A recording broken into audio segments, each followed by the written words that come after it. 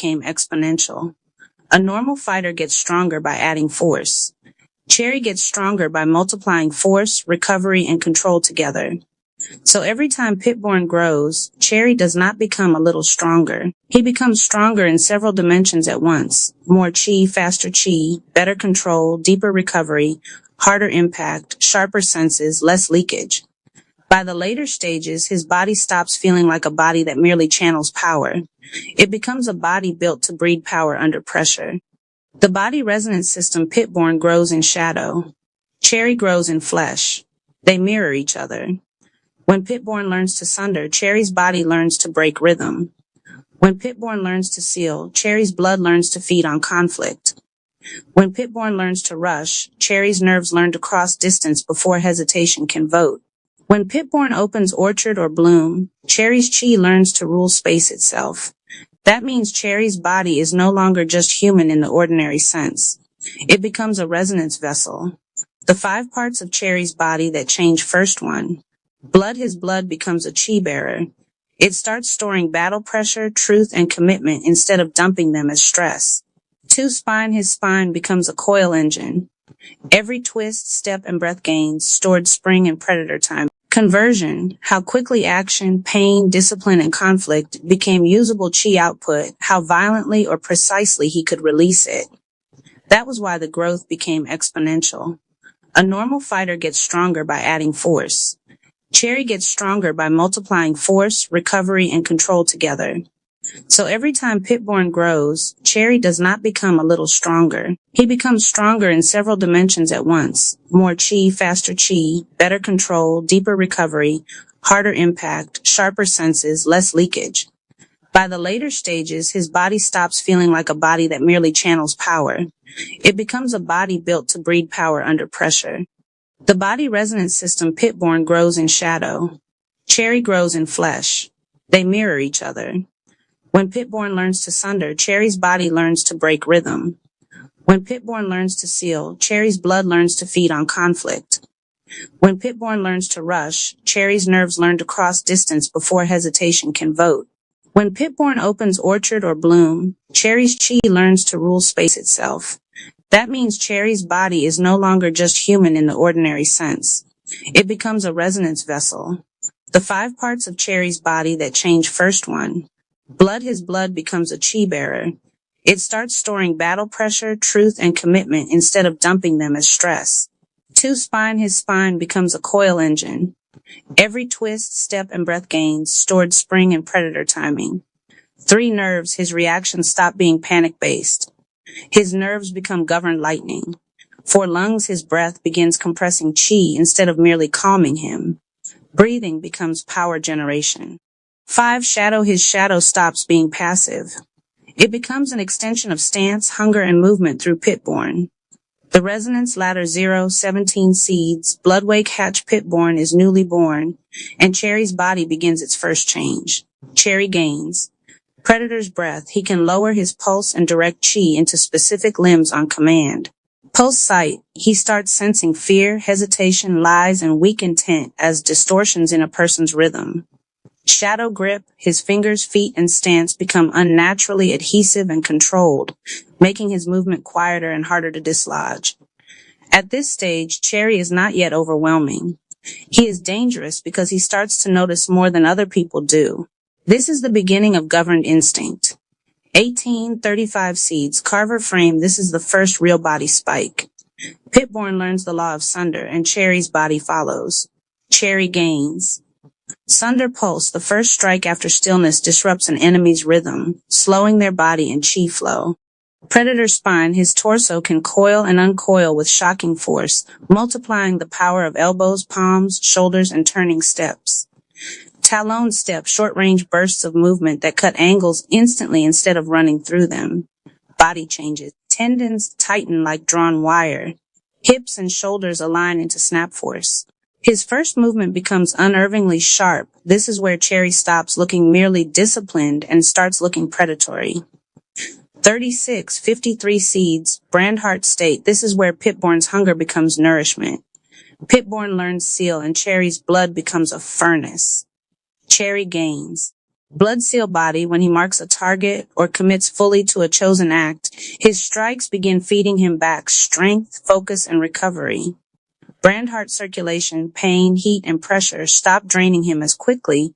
They become fuel if he stays composed. Devourer's Lung, his breath can pull scattered force back into center during conflict, preventing panic leakage. Body changes. Recovery accelerates. Bruising matters less. Stamina deepens. His pulse remains stable in violent moments. This is the stage where Cherry no longer just spends energy. He starts learning how to profit from conflict. 5471 seeds, Onslaught Nervous System, Pitborn learns Rush, and Cherry's body becomes built for violent arrival. Cherry gains.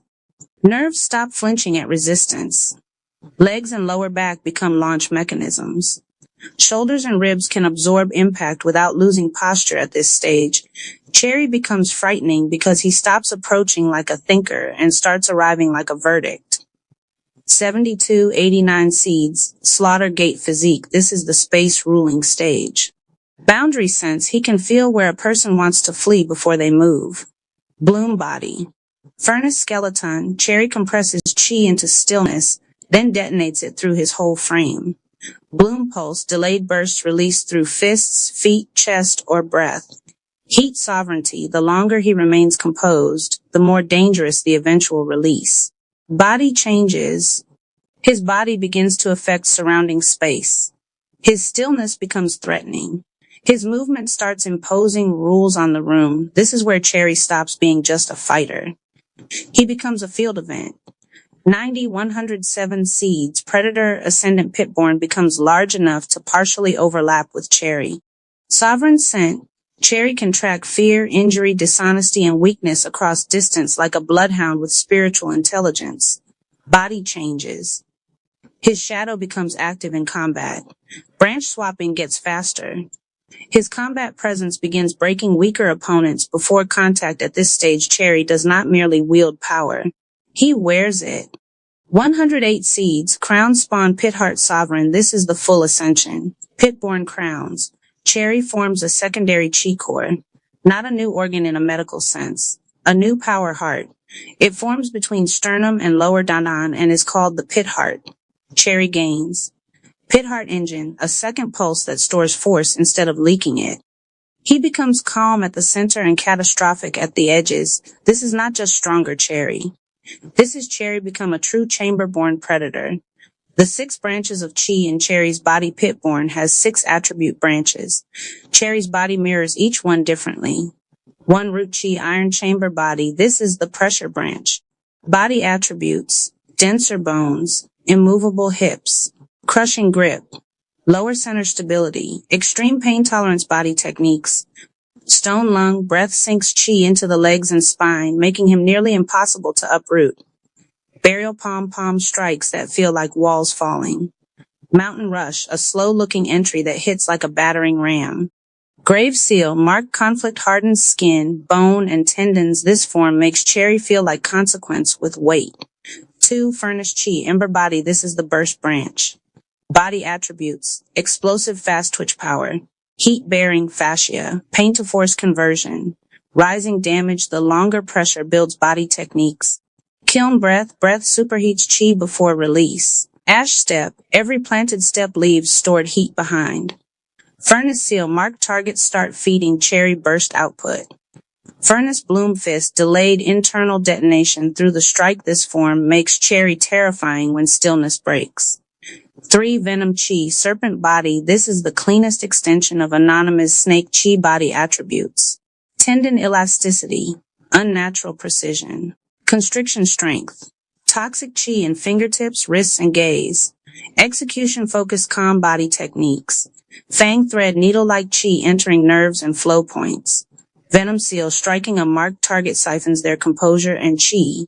Coil Rush, forward entry that wraps movement instead of merely colliding. Red Constrictor, space control that tightens around the chosen enemy. This form makes Cherry elegant, cold, and lethal. 4 Veil Chi, Ghost Body. This is the silence branch. Body attributes: reduced presence, noiseless gait, intent masking. Anti-scrying aura, lice amplification body techniques. Quiet Pulse disrupts speech, rhythm, and concentration. Ghost Seal marks the target by revealing their hidden motives. Shade Rush, movement that feels like a blink through shadow. Mute Orchard creates a dead sound territory that suffocates reaction. This form makes Cherry feel like punishment arriving unseen. 5 Tide Chi, Moonwater Body, this is the sustain and recovery branch. Body attributes. Fluid joints, deep oxygen economy, accelerated healing, emotional cooling under pressure. Long fight superiority body techniques. River Bones, body absorbs and redirects force instead of meeting it head on. Moon Seal, marked exchanges restore Cherry's core instead of draining it. River Rush, movement that slips through resistance instead of smashing it. Tidal Bloom, wave-like bursts that damage enemies while restoring Cherry's center. This form makes him nearly impossible to wear down. 6 Storm Chi, Thunder Body, this is the pursuit branch. Body attributes. Lightning fast nerves, visual overclock, snap acceleration, chain impact force, relentless chase instinct body techniques, static hand chi charged impacts that jolt multiple targets or systems, Storm Seal, every hit on a marked target builds electric momentum, Flash Rush, the fastest version of Cherry's forward entry.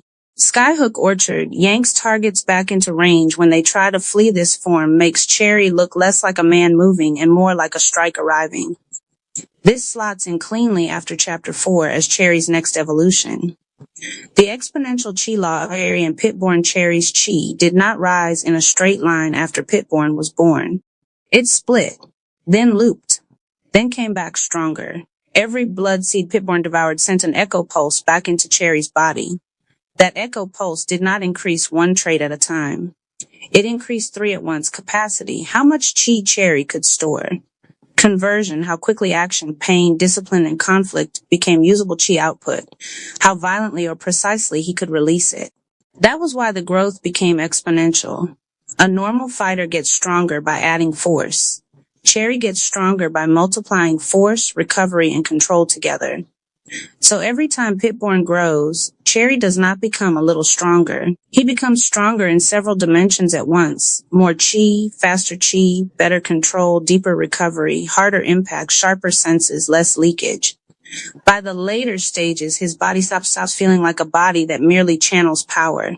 It becomes a body built to breed power under pressure. The body resonance system. Pitborn grows in shadow. Cherry grows in flesh. They mirror each other. When Pitborn learns to sunder, Cherry's body learns to break rhythm. When Pitborn learns to seal, Cherry's blood learns to feed on conflict. When Pitborn learns to rush, Cherry's nerves learn to cross distance before hesitation can vote. When Pitborn opens orchard or bloom, Cherry's chi learns to rule space itself. That means Cherry's body is no longer just human in the ordinary sense. It becomes a resonance vessel. The 5 parts of Cherry's body that change. First one. Blood. His blood becomes a chi bearer. It starts storing battle pressure, truth, and commitment instead of dumping them as stress. 2 Spine. His spine becomes a coil engine. Every twist, step, and breath gains stored spring and predator timing. 3 Nerves. His reactions stop being panic-based. His nerves become governed lightning. 4 Lungs. His breath begins compressing chi instead of merely calming him. Breathing becomes power generation. 5 Shadow. His shadow stops being passive. It becomes an extension of stance, hunger, and movement through Pitborn. The resonance ladder 0, 17 seeds, Bloodwake hatch. Pitborn is newly born, and Cherry's body begins its first change. Cherry gains. Predator's breath. He can lower his pulse and direct chi into specific limbs on command. Pulse sight. He starts sensing fear, hesitation, lies, and weak intent as distortions in a person's rhythm. Shadow grip. His fingers, feet, and stance become unnaturally adhesive and controlled, making his movement quieter and harder to dislodge. At this stage, Cherry is not yet overwhelming. He is dangerous because he starts to notice more than other people do. This is the beginning of governed instinct. 1835 seeds. Carver frame. This is the first real body spike. Pitborn learns the law of sunder, and Cherry's body follows. Cherry gains. Sunder pulse. The first strike after stillness disrupts an enemy's rhythm, slowing their body and chi flow. Predator spine. His torso can coil and uncoil with shocking force, multiplying the power of elbows, palms, shoulders, and turning steps. Talon step. Short range bursts of movement that cut angles instantly instead of running through them. Body changes. Tendons tighten like drawn wire. Hips and shoulders align into snap force. His first movement becomes unnervingly sharp. This is where Cherry stops looking merely disciplined and starts looking predatory. 36, 53 seeds, Brandhart State. This is where Pitborn's hunger becomes nourishment. Pitborn learns Seal, and Cherry's blood becomes a furnace. Cherry gains. Blood Seal body. When he marks a target or commits fully to a chosen act, his strikes begin feeding him back strength, focus, and recovery. Brandhart circulation, pain, heat, and pressure stop draining him as quickly. They become fuel if he stays composed. Devourer's lung. His breath can pull scattered force back into center during conflict, preventing panic leakage. Body changes. Recovery accelerates. Bruising matters less. Stamina deepens. His pulse remains stable in violent moments. This is the stage where Cherry no longer just spends energy. He starts learning how to profit from conflict. 54, 71 seeds, Onslaught nervous system. Pitborn learns Rush, and Cherry's body becomes built for violent arrival. Cherry gains. Chamber Rush, a straight-line acceleration technique that lets him cross distance with terrifying commitment. Redline nerves. His perception sharpens during forward motion. The outside world seems to slow while he remains precise. Impact Halo. The moment of collision releases a ring of chi through hips, shoulders, or fists, turning entry into domination. Body changes. Nerves stop flinching at resistance. Legs and lower back become launch mechanisms. Shoulders and ribs can absorb impact without losing posture at this stage. Cherry becomes frightening because he stops approaching like a thinker and starts arriving like a verdict. 72, 89 seeds, Slaughtergate physique. This is the space ruling stage. Pitborn chooses the law of ending, orchard or bloom. Cherry's body follows by learning to dominate not just force, but field. Cherry gains one of two apex expressions, orchard body. Orchard of binding. Cherry's stance creates a territory where escape lines become visible and punishable. Stake pulse. She can erupt upward through the ground, walls, or shadow lines to pin or trap a target. Boundary sense. He can feel where a person wants to flee before they move. Bloom body. Furnace skeleton. Cherry compresses chi into stillness, then detonates it through his whole frame. Bloom pulse. Delayed bursts released through fists, feet, chest, or breath. Heat sovereignty. The longer he remains composed, the more dangerous the eventual release. Body changes. His body begins to affect surrounding space. His stillness becomes threatening. His movement starts imposing rules on the room. This is where Cherry stops being just a fighter. He becomes a field event. 90, 107 seeds, Predator Ascendant Pitborn becomes large enough to partially overlap with Cherry. This is where flesh and spawn begin to act as one organism. Cherry gains. Spawn overlay. Pitborn can partially sheath his body, adding claws, fangs, coils, armor lines, or shadow pressure depending on alignment. Eightfold pulse. Each heartbeat boosts strength, speed, perception, and recovery in rapid sequence during peak focus. Sovereign scent. Cherry can track fear, injury, dishonesty, and weakness across distance like a bloodhound with spiritual intelligence. Body changes. His shadow becomes active in combat. Branch swapping gets faster. His combat presence begins breaking weaker opponents before contact. At this stage, Cherry does not merely wield power. He wears it. 108 seeds, Crown Spawn Pitheart Sovereign. This is the full ascension. Pitborn crowns. Cherry forms a secondary chi core, not a new organ in a medical sense. A new power heart. It forms between sternum and lower Danneon and is called the pit heart. Cherry gains.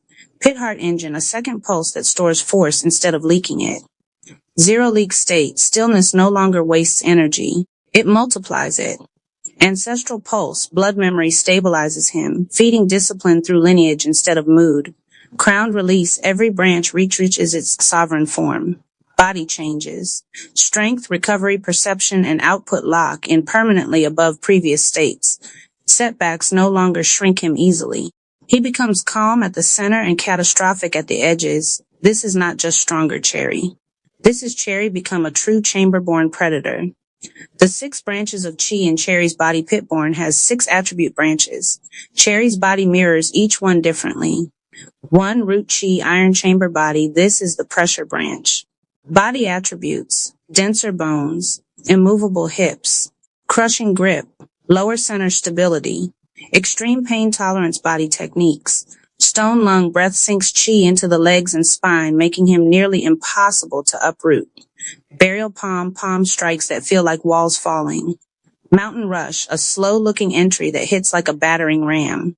Grave seal, marked conflict hardened skin, bone and tendons. This form makes Cherry feel like consequence with weight. 2. Furnace Chi, ember body. This is the burst branch.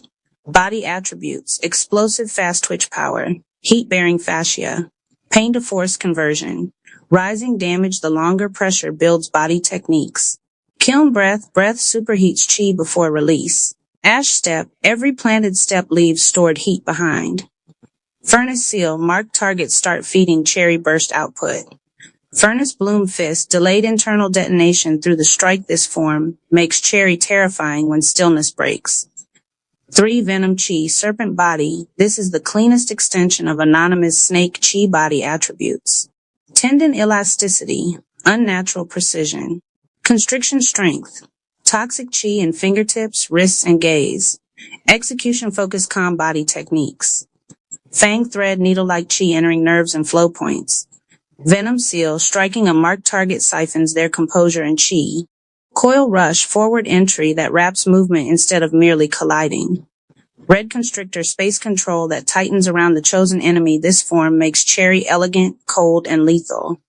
4. Veil Chi, ghost body. This is the silence branch. Body attributes: reduced presence, noiseless gait, intent masking, anti-scrying aura, license amplification. Body techniques: quiet pulse, disrupts speech, rhythm, and concentration.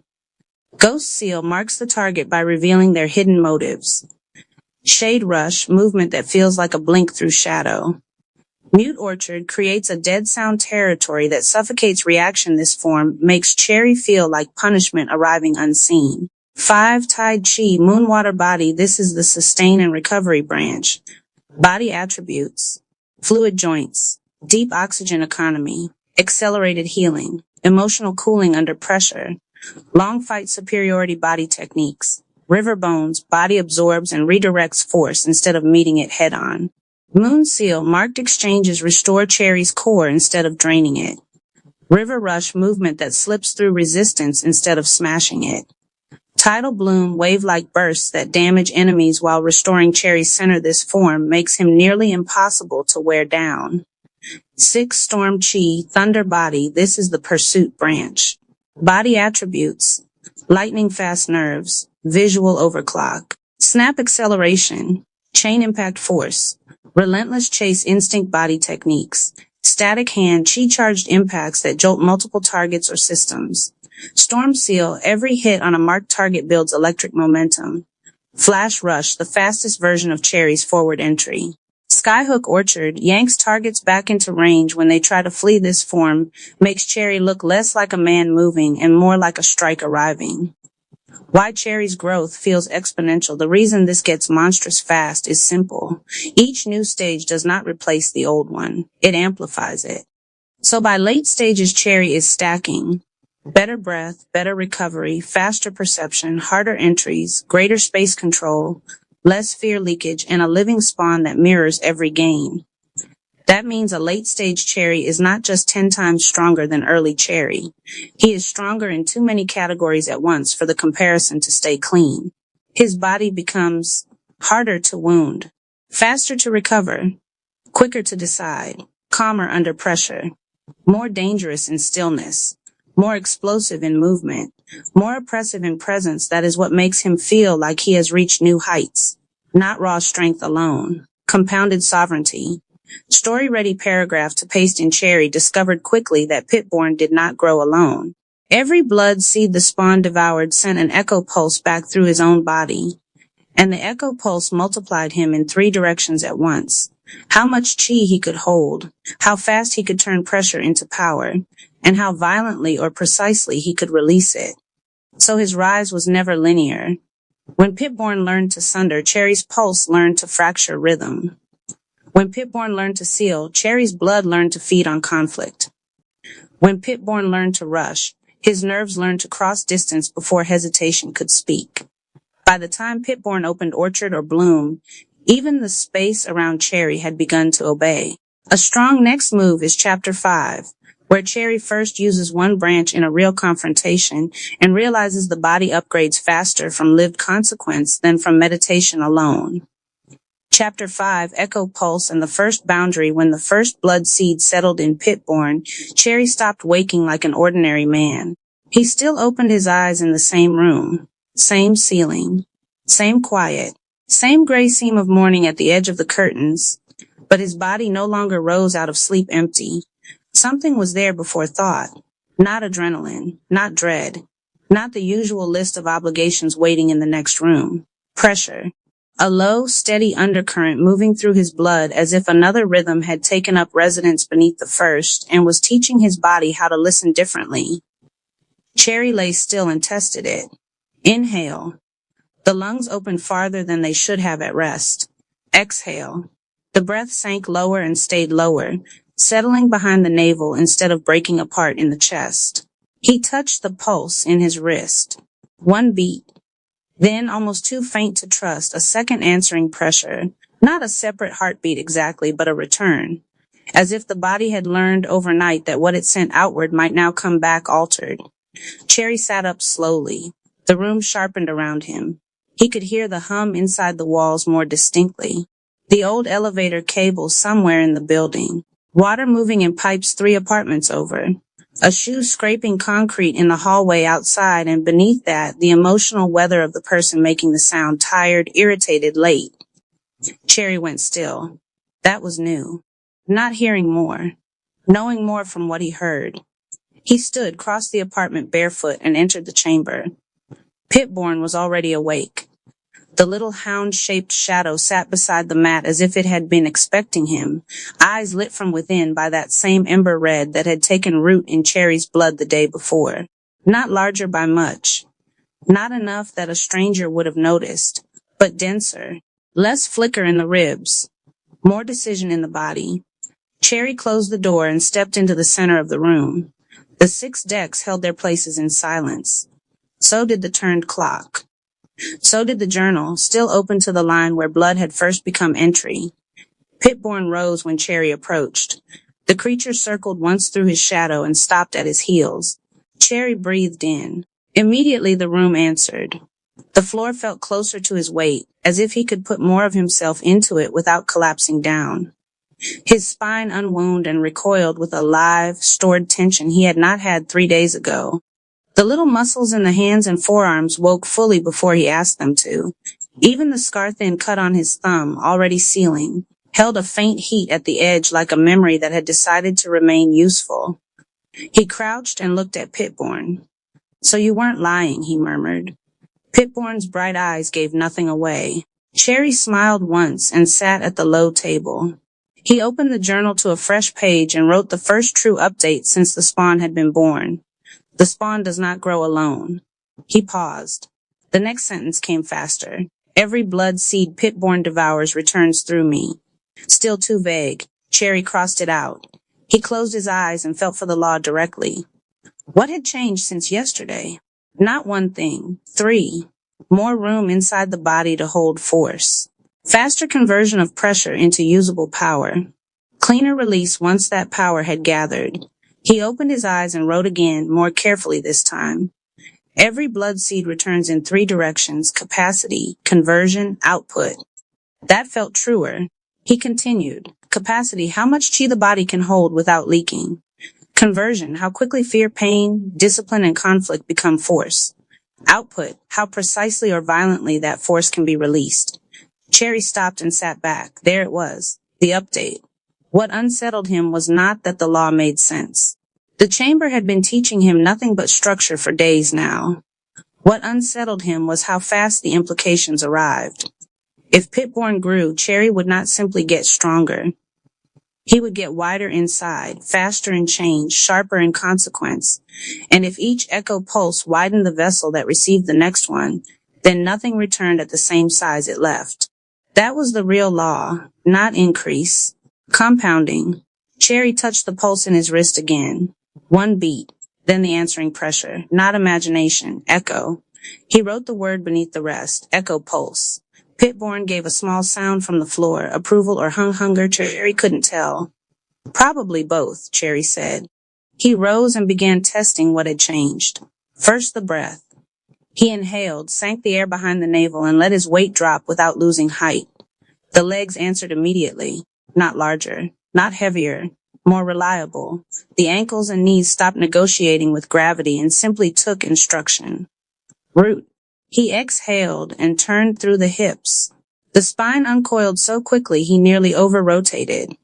Cherry caught himself and smiled again, this time without humor. The body had begun learning before he had. Serpent. He lifted one hand, held still for a full breath, then let the palm shoot out and stop inches short of the wall. The strike was quiet. The air in front of his fingers wasn't. A faint disturbance rippled through it, as if stillness had made the release denser than movement alone should have. Sunder. Cherry stood there for a second, hand hovering in the charged silence. Pitborn's tail flicked once. Not mastered. Not even close. But present. His phone buzzed in the next room. Cherry did not break the posture immediately. That mattered. He let the breath complete its cycle, lowered the hand, touched his pulse once, then walked out of the chamber and checked the screen. Morrow. One message. Read them. Good. They have blood in them. Keep going. Cherry stared at the text longer than the sentence deserved. Not because it was flattering, because it wasn't. Blood in Morrow's mouth meant risk had finally made it onto the page. Meant the language had stopped protecting the writer from the thing being written. Cherry typed back, I found the next law. The reply came fast. Good. Don't explain it to me yet. Earn it. Cherry barked one short laugh. Of course. He slid the phone into his pocket and glanced toward the hall closet. He needed another notebook. More paper. More tea. Normal things. Ordinary solvable errands. Good. The chamber had to keep learning the day. By the time he stepped outside, the city had fully entered itself. Wet sidewalks drying under a pale sun. Delivery vans blocking half lanes. A woman arguing into a headset with the calm fury of someone who had run out of patience before breakfast. Kids late for school. A man in paint-speckled work boots smoking too fast near the corner store, pulse running hot with money trouble and no sleep. Cherry felt all of it. Not as thoughts. As rhythms. The world had become louder in one direction and quieter in another. Less surface. More signal. He moved through it carefully, refusing the urge to stare. That mattered too. A gift became theft the second it turned voyeur. At the crosswalk, Cherry stilled for one breath and let the crowd move around him. Fear had a tempo. Dishonesty had one too. So did urgency, lust, hunger, embarrassment, grief. He could not read minds. He could read leakage. That was enough to make the city feel suddenly made of cracked vessels. Pitborn moved with him inside the shadow cast by his body. Not visible in full daylight unless a person was already sensitive enough to regret noticing. But Cherry felt every step the creature took as a faint answering intelligence at the edge of his own movement. When he reached the secondhand shop, the front door was half shut. The sign read open, but not convincingly. Cherry slowed. Before his hand reached the handle, he felt it. Tension in the room. Not abstract. Specific. One pulse old and angry. One pulse younger, meaner, running too fast under the skin. One pulse steady in the way of someone refusing fear because fear would be useful to the wrong people. The cashier. Cherry pushed the door open. The bell gave one dry, unwilling ring. Insel shop looked the same and not the same. Same shelves. Same dust gold light. Same leaning towers of used books and candle jars and forgotten lives in frames. But at the counter stood two men who did not belong there. One in a tan jacket that fit like bad intent. Thick hands. Nose broken once, maybe twice. His posture said he enjoyed rooms smaller than his temper. The other younger, leaner, in a black cap and city sneakers too clean for honest work. He was the dangerous one. Not because he looked harder, because his pulse ran light, too little conscience for the amount of attention in his eyes. The cashier stood behind the register, glasses low on her nose, expression flat as stone. She looked up when Cherry entered. For a fraction of a second, something passed between them. Recognition, not of identity, of timing. Tan Jacket turned first. "We're closed," he said. The sign in the window still said open. Cherry looked at it, then back at him. "No," Cherry said. "You're hoping you are." The younger man smiled without warmth. "There he is," he said. The room tightened. Cherry did not ask how they knew.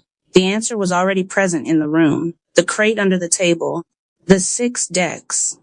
Somebody had noticed their absence and wanted the buyer more than the inventory.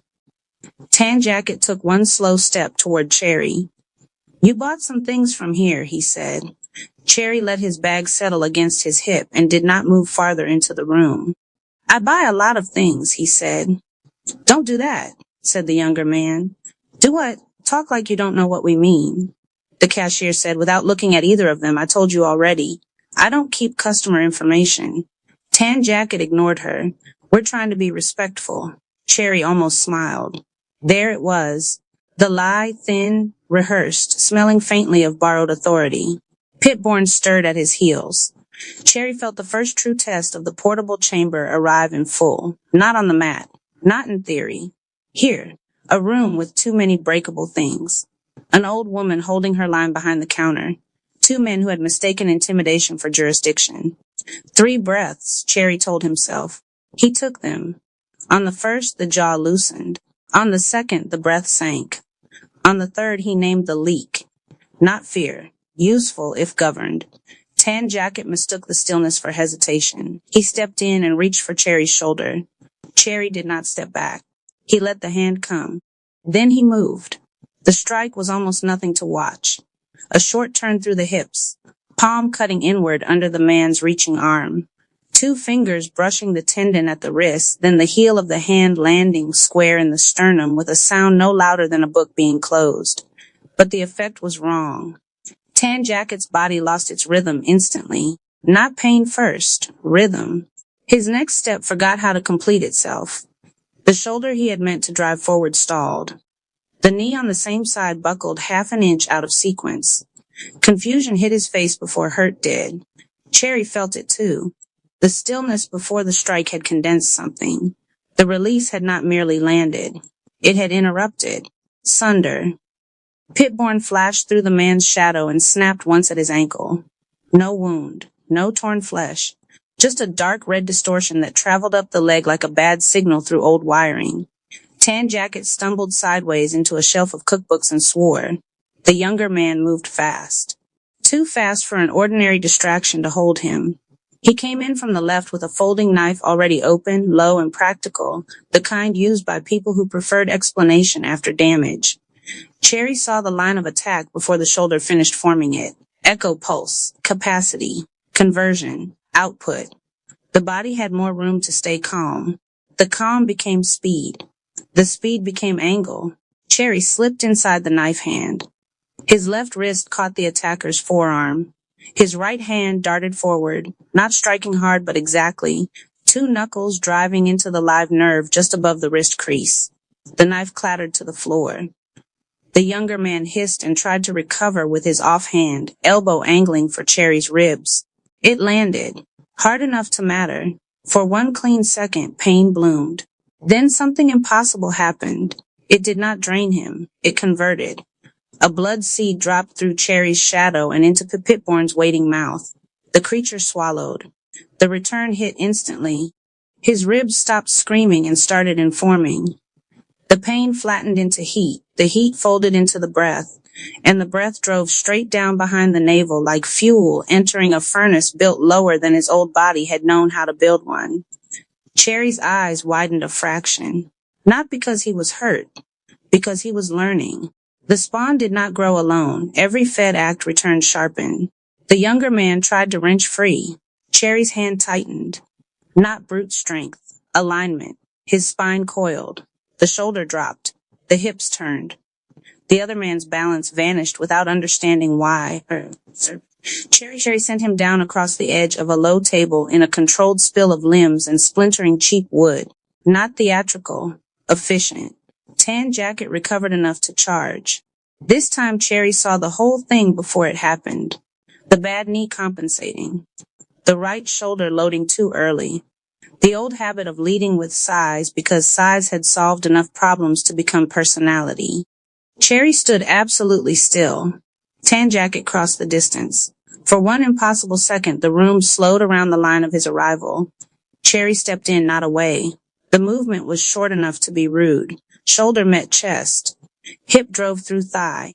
One hand caught fabric, the other struck once beneath the jaw, not with full force, but with the authority of a body that had begun deciding not to waste motion. Tan Jacket left the floor, only for a heartbeat, long enough to understand that weight had stopped being an argument. He crashed backward into the counter, knocking over a tin rack of postcards and a jar of pens. The whole shop rang with small impacts. The cashier never flinched. Cherry felt another blood seed fall, not from the strike, from the vow inside it. He had stepped in. He had held. He had not performed. Pitborn devoured the seed. The second echo pulse came back larger than the first. That was the part that nearly unsettled him. It did not repeat. It multiplied. The first return had given him recovery. The second struck a body already more capable of receiving it, and so it widened him further. His lungs seemed to open from behind. The tendons in his legs drew tight and ready. Even his eyesight clarified at the edges, making every exit line in the room suddenly obvious. Nothing returned at the size it left. That was the exponential law. The younger man got to one knee and looked up at Cherry with the expression people wear when the world stops agreeing with their assumptions. What the hell are you? Cherry did not answer immediately. Pitborn stood in the dark between them now, barely visible, ribs lit like coals under glass. The younger man could not fully see it, but some animal part of him could. His pulse spiked. Cherry heard it. He heard the fear under it too, not of pain, but of miscalculation, of having mistaken a quiet room for an undefended one. Leave, Cherry said. Tan Jacket spat blood into his own beard and pushed off the counter. You think this is over? Cherry took one step forward. Pitborn moved with him. The room changed. No one outside the chamber would have named it chi. They would have named it pressure or menace or the sudden wrongness of the air before violence escalates. But Cherry knew better. The serpent branch had not fully opened, nor veil nor root. Still, all three stood at the edge of him. His shadow lengthened half an inch against the floorboards. The air near his hands felt fine and sharp. The distance between the men and the door narrowed without physically changing. Boundary. Not killing. Not chasing. Rule. If you come back here, Cherry said quietly, or ask her about me again, the next time won't be confusing. Silence held for half a breath. Then the younger man grabbed Tan Jacket by the sleeve. Not from loyalty. From survival. Let's go. Tan Jacket resisted just long enough to lose face, then gave in because his nervous system had already voted. They backed toward the door, eyes never fully leaving Cherry's. The bell gave another dry ring when they exited. Then they were gone. The shop settled by degrees. A book slid off a tilted stack somewhere in the back and landed flat with a tired thump. Cherry stood still until his pulse came down on purpose, not by accident. Pitborn circled once through his shadow, then sat, hungry still, but steadier. The cashier bent, picked up the fallen knife with 2 fingers, and dropped it behind the counter without comment. Then she looked at Cherry over the rim of her glasses. So, she said. One of them bit back. Cherry let out a breath that could have been a laugh if it had more room in it. You can see him? She gave him a look that made the question feel young. I saw the crate before you did, too. Fair enough. Cherry crouched, righted the broken little table, and began gathering scattered postcards into a pile. The cashier watched him for a moment, then said, They weren't just after the decks. I know. They wanted the buyer's name. I know that, too. Cherry stacked the last postcard and set it on the counter. She nodded once. Then you should know one more thing. Her voice lowered. Men like that don't usually work for themselves. They work for people whose sacred things are inventory and thresholds are assets. Cherry felt the words in the sternum more than the ear. Collectors, he said. Worse, she said. Organizers. He looked at her. She pushed her glasses up and gave him the same unreadable half-smile she'd worn the day he found the 6 boxes. You didn't just buy books, she said. You accepted a room that opens both ways. Cherry glanced down at the shadow at his feet. Pitborn's ribs glowed once, faintly. I was starting to figure that out. She reached beneath the counter, pulled out a plain black notebook with no label on it, and set it on the wood between them. No charge, she said. Cherry frowned. I can pay for a notebook. That isn't what you're paying for. He let that pass. After a beat, he took the notebook. The cover was warm from wherever she had kept it. At the door, he paused. Why didn't you tell them anything? The cashier snorted softly. Because not everything that comes through a room belongs to the market. She glanced toward his shadow, then back to his face. And because I wanted to see whether you had teeth. Cherry nodded once. Apparently I do. Apparently, she said. Outside, the city had not changed at all. That always impressed him after moments like this. The buses still ran late. The lights still hit the same windows. Someone across the street still cursed at a parking meter as if machines responded to shame. Cherry walked home with the new notebook under one arm and a body that no longer fit the morning he had started in. On the corner outside his building, he stopped beneath the shade of a dead-limbed tree and closed his eyes for one measured breath. He felt for the changes. The lungs held more. The breath dropped faster. The spine coiled more cleanly. The nerves had stopped mistaking surprise for danger. Pain, when remembered from the elbow in his ribs, no longer registered as damage first. It registered as converted instruction, and under all of it, Pitborn, denser, greedy, learning. Cherry touched the pulse in his wrist. One beat, then the answer. Stronger now. He understood something on that sidewalk he had not fully understood in the chamber. The echo pulse did not simply reward action. It rewarded governed action. If he fed Pitborn chaos, he might get force back, but not structure. If he fed it performance, the power would come jagged. If he fed it cruelty, the body might grow faster than the man governing it. But if he fed it vows kept under pressure, truth honored without spectacle, protection chosen cleanly, then what came back would not just be strength. It would be alignment made bodily. Cherry opened his eyes. By the time he entered the chamber again, the chapter title was already waiting. He sat, opened the new notebook, and wrote it across the first page. Chapter 5, Echo Pulse, and the first boundary then beneath it. The first real increase did not arrive because I fought. It arrived because I held the line without leaving myself. He wrote until the language caught up to the body. About capacity, about conversion, about output, about how every blood seed widened the vessel that received the next one, making growth compounding rather than linear. About how the spawn's hunger had become a mirror. About how pain, once governed, stopped being a tax and started becoming material. Pitborn lay in his shadow while he wrote, eyes half closed, listening. When Cherry finished the page, a third blood seed fell. Not from conflict, from articulation. From making the law clear enough to be carried. Pitborn devoured it. The echo pulse that came back made his hand tighten around the pen, so suddenly he had to set it down and laugh once into the empty room. Right, he said softly. So even writing counts. Pitborn opened one bright eye. Of course it did. The chamber did not care whether the consequence arrived through a strike, a boundary, a page, or a vow. It cared whether it was real enough to feed on. Cherry looked toward the turned clock, then toward the 6 decks, then back to the sentence on the page. The city had drawn first blood. It had also fed him. His phone buzzed once in the next room. Cherry rose, checked it, and found a new message from Morrow. The pages made someone nervous. Good sign. Meeting tomorrow? Cherry looked down at Pitborn. The little creature rose soundlessly from his shadow, ribs lit in the dim room like a row of patient coals. Tomorrow. Another threshold. Another room. Another chance to find out what the chamber could carry without splitting. Cherry typed one word. Yes. Then he returned to the mat, touched the pulse in his wrist, felt the answering pressure beneath it, and smiled with less softness than he used to. The chamber was no longer teaching him how to survive solitude. It was teaching him how to compound. Chapter 4, Blood Memory and the Birth of Pitborn Cherry had written tomorrow. Blood memory at the bottom of the page, as if the sentence belonged to a braver version of himself. On the fourth morning, the chamber answered before he touched the latch. The apartment was still dark enough to feel uncommitted. No traffic yet thick in the street. No hallway doors slamming. No phone lit with the old world's demands. Just the low blue before day and the familiar pull in Cherry's chest that had begun, over the last 3 mornings, to feel less like routine and more like appointment.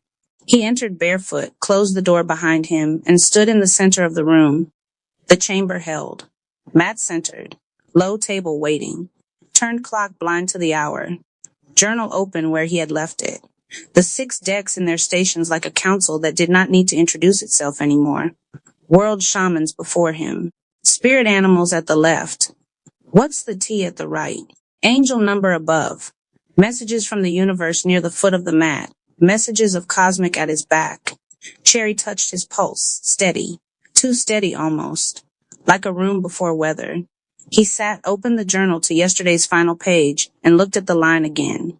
A real practice is not proven by how deep it feels in solitude. It is proven by what remains intact when the door opens. Below it, tomorrow, blood memory. He nodded once at the sentence as though accepting a challenge from his own hand, then reached for the world shaman's guidebook. If the next chapter was going to ask where the lifestyle came from, then he needed to stop writing as if he had invented himself in a vacuum. That had always been one of the quieter lies. Not the loud kind. Not the kind what's the T would slap out of a person in one pull. A more disciplined lie. A prettier one. The lie of self-creation. The lie of private strength arrived at by private genius. The lie that the chamber had begun with him. Cherry turned the first page, then another. On the third, the paper bit him. A thin, clean cut across the side of his thumb. He hissed once, more surprised than hurt, and pulled his hand back. A bead of blood gathered immediately, bright and exact in the dim room. For a second, he almost laughed. Of course, the old book asked a price. Then the drop fell. Not to the floor, to the journal. It landed on the page beneath yesterday's closing line and should have spread there, a small red stain in the fibers. Instead, it tightened. Cherry went still. The blood drew inward, condensing into itself as if the page had become a small gravity well. The red darkened at the center. The air in the chamber changed. Not. Prologue. When Cherry found the 6 before the cards, before the boxes, before the chamber learned to speak back, Anonymous Cherry already lived by discipline, not the loud kind, not the kind that announces itself in public and dies in private. The time chamber lifestyle began as a room, a routine, and a refusal, a room with dim walls and a bare floor, a routine built from breath, stillness, tea, movement, writing, action. A refusal to let the world decide the pace of the spirit. Cherry had built the chamber slowly, like someone hiding a temple inside an ordinary life. There was no throne in it, no neon sign, no mirror for vanity, no altar crowded with things that looked powerful but did nothing. There was only a mat, a journal, a kettle, a low table, a clock turned away from the body, and enough silence to hear a heartbeat choose itself. Outside that room, time acted like an enemy.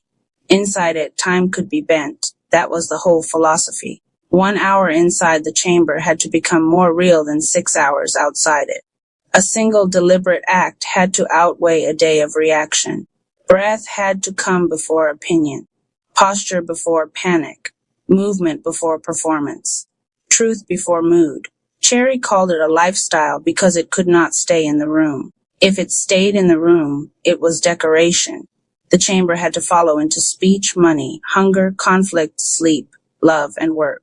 Otherwise, it was just another costume worn by people too afraid to change.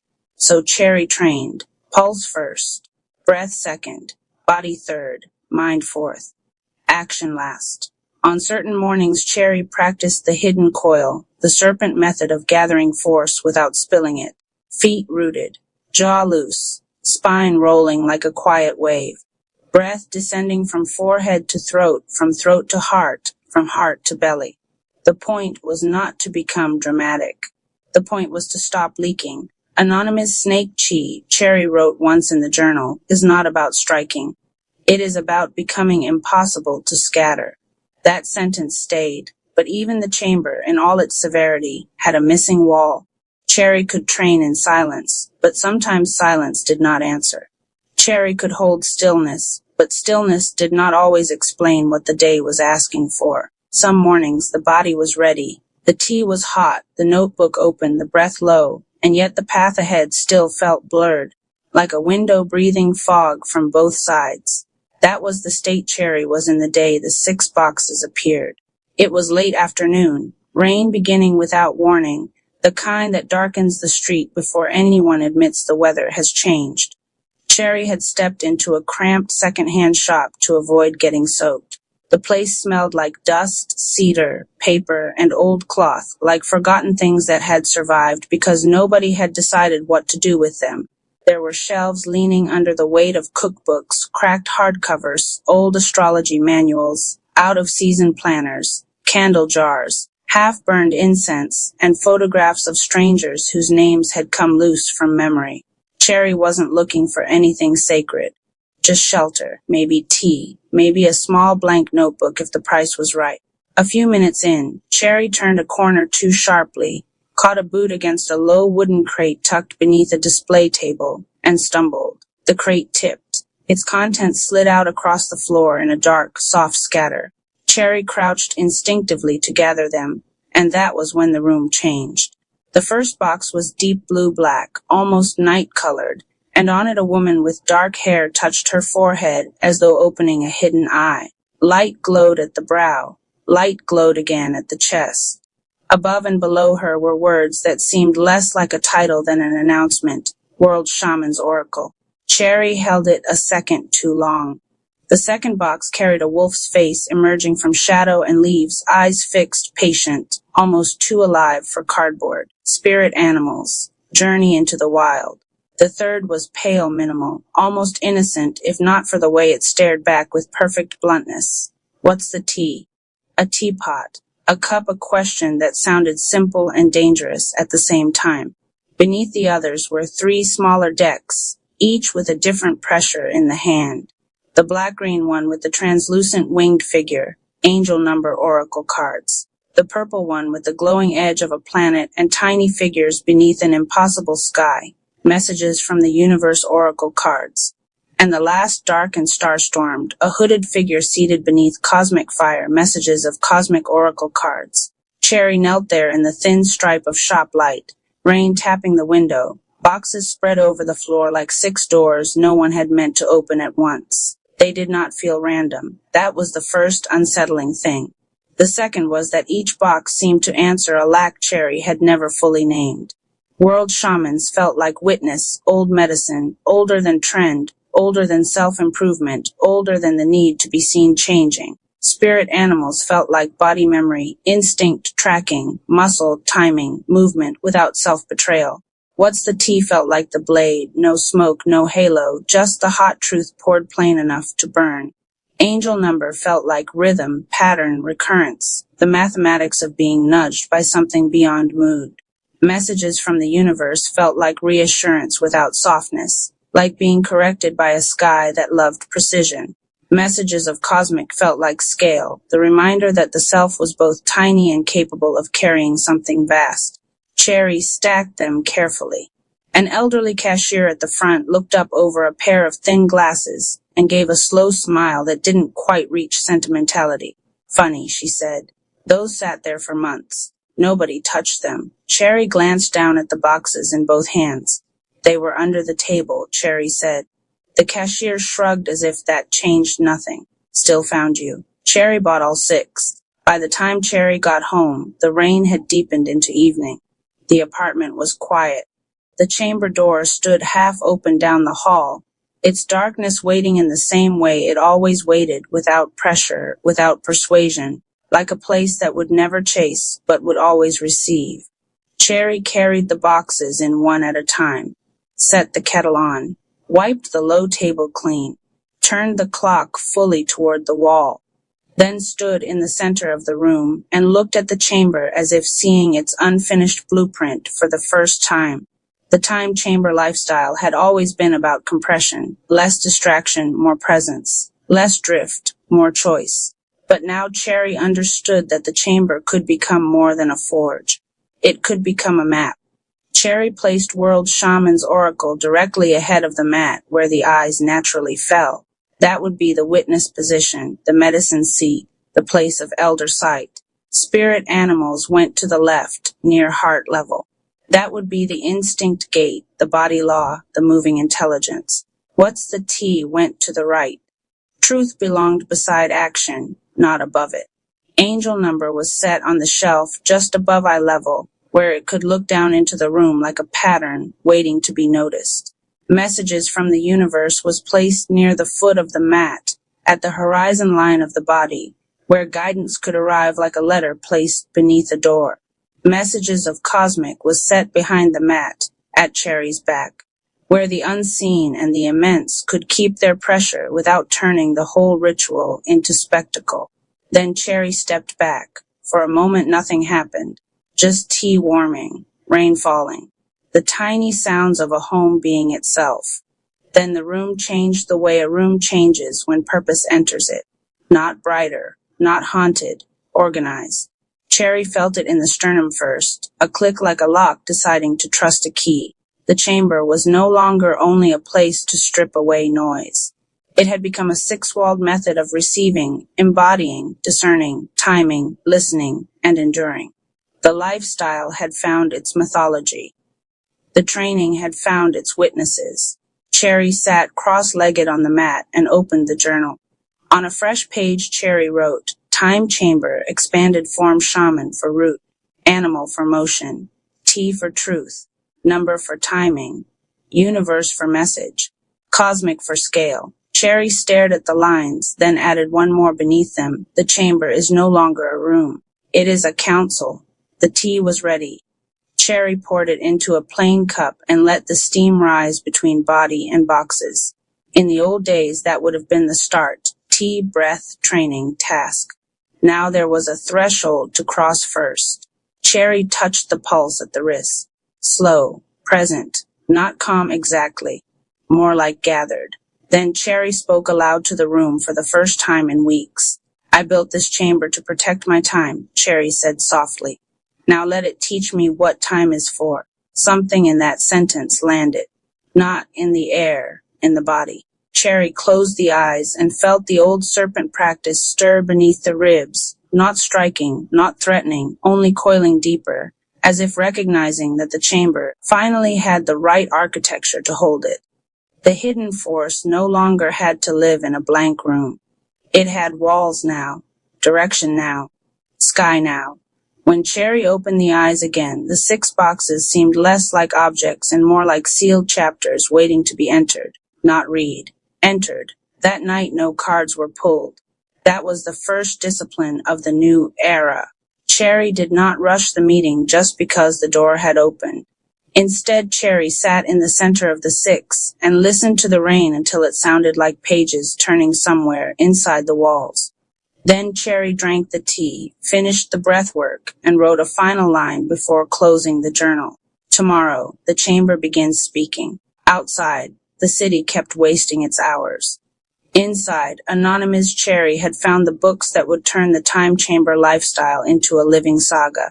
Chapter 1. The rule of first light. Cherry woke before the alarm, before the sky had chosen a color, before the city remembered its own noise. For a few seconds there was only the dark ceiling, the slow rise of breath, and the feeling that something had already arrived and was waiting patiently in the next room. Then Cherry remembered the 6 boxes, the chamber, the sentence written at the bottom of the page the night before. Tomorrow, the chamber begins speaking. Cherry sat up. No phone, no checking the hour for permission, no drifting into other people's weather before touching the day. That had always been one of the chamber laws. Protect the first light, even when the light had not yet appeared. Cherry washed hands in cold water, tied back loose hair, filled the kettle.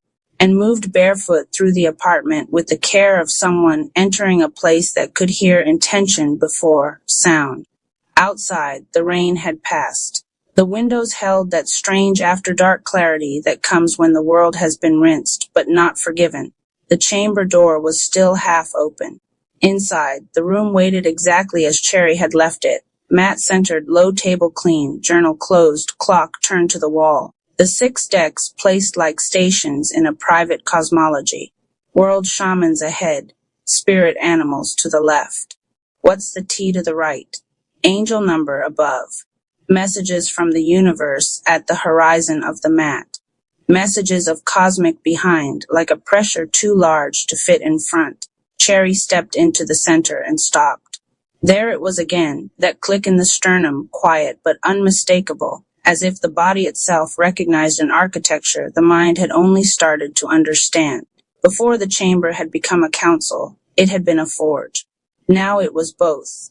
Cherry knelt at the low table, opened the journal to a fresh page, and wrote the date without checking whether it mattered to anyone else. Beneath it, slowly, carefully, Cherry wrote the laws of the expanded chamber. Not many, only what could survive repetition. No second pulls, no asking what I already know, no interpretation that flatters cowardice, no leaving the chamber without one real act, no using spirit to avoid life. Cherry stopped there. That was enough. Too many laws became theater.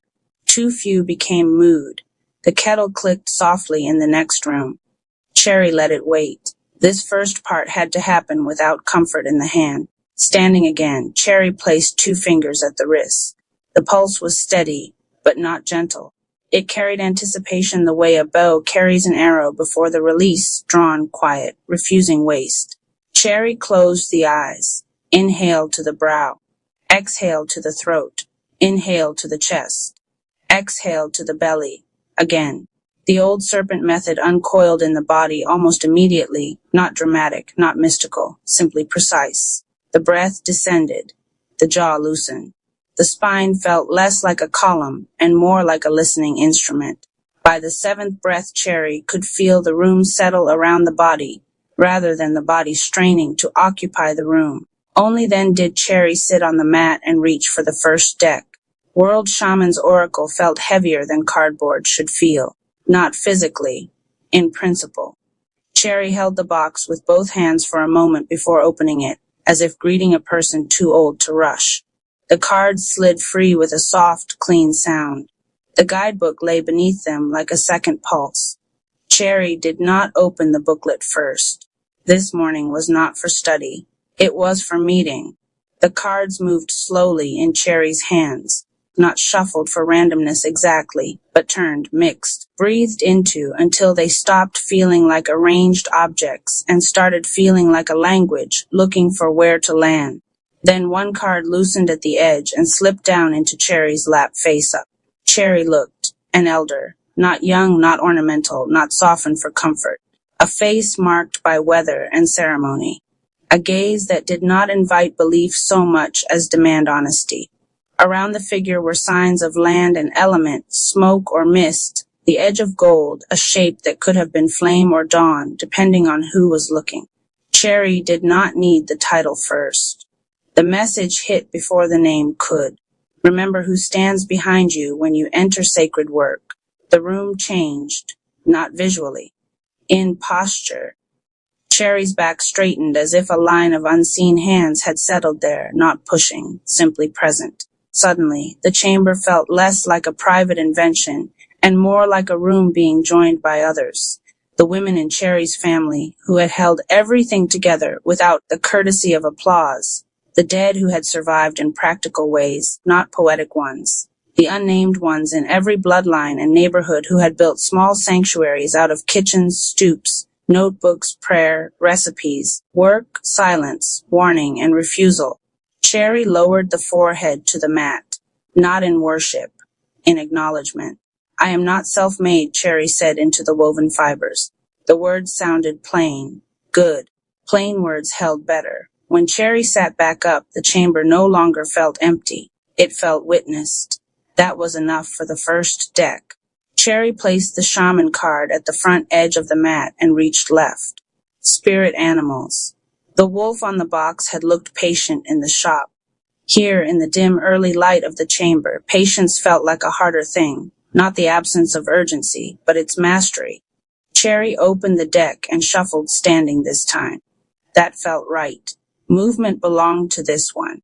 The first card turned in Cherry's hand before it fully cleared the deck. Fur, eyes, a body shaped for endurance rather than spectacle.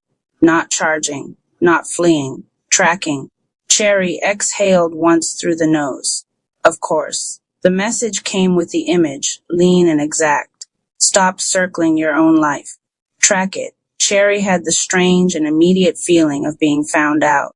For months, the chamber had protected Cherry from distraction. Yes, but protection had a shadow side. Protection could harden into perimeter. Perimeter could become habit. Habit could become a beautiful form of delay. The animal card did not accuse. It narrowed. Track the actual trail. Follow what is living. Stop patrolling the same internal forest as if movement itself were proof of progress. Cherry set the animal card beside the shaman card, then stood and crossed the room in 7 slow steps. Heel, ball, toe, breathe. Pause. Again. Each step felt louder than it sounded. The body, under the gaze of the wolf, became honest in a way mirrors never accomplished. There was no room for performance here. Either a step landed cleanly or it didn't. Either the body knew where it was going or it was pretending to know. By the 7th step, Cherry could feel the old leak clearly. Too much inward circling. Too much preparation mistaken for arrival. Cherry turned back to the mat and reached right. The pale box of What's the Tea looked almost harmless between the darker decks. Cherry knew better already.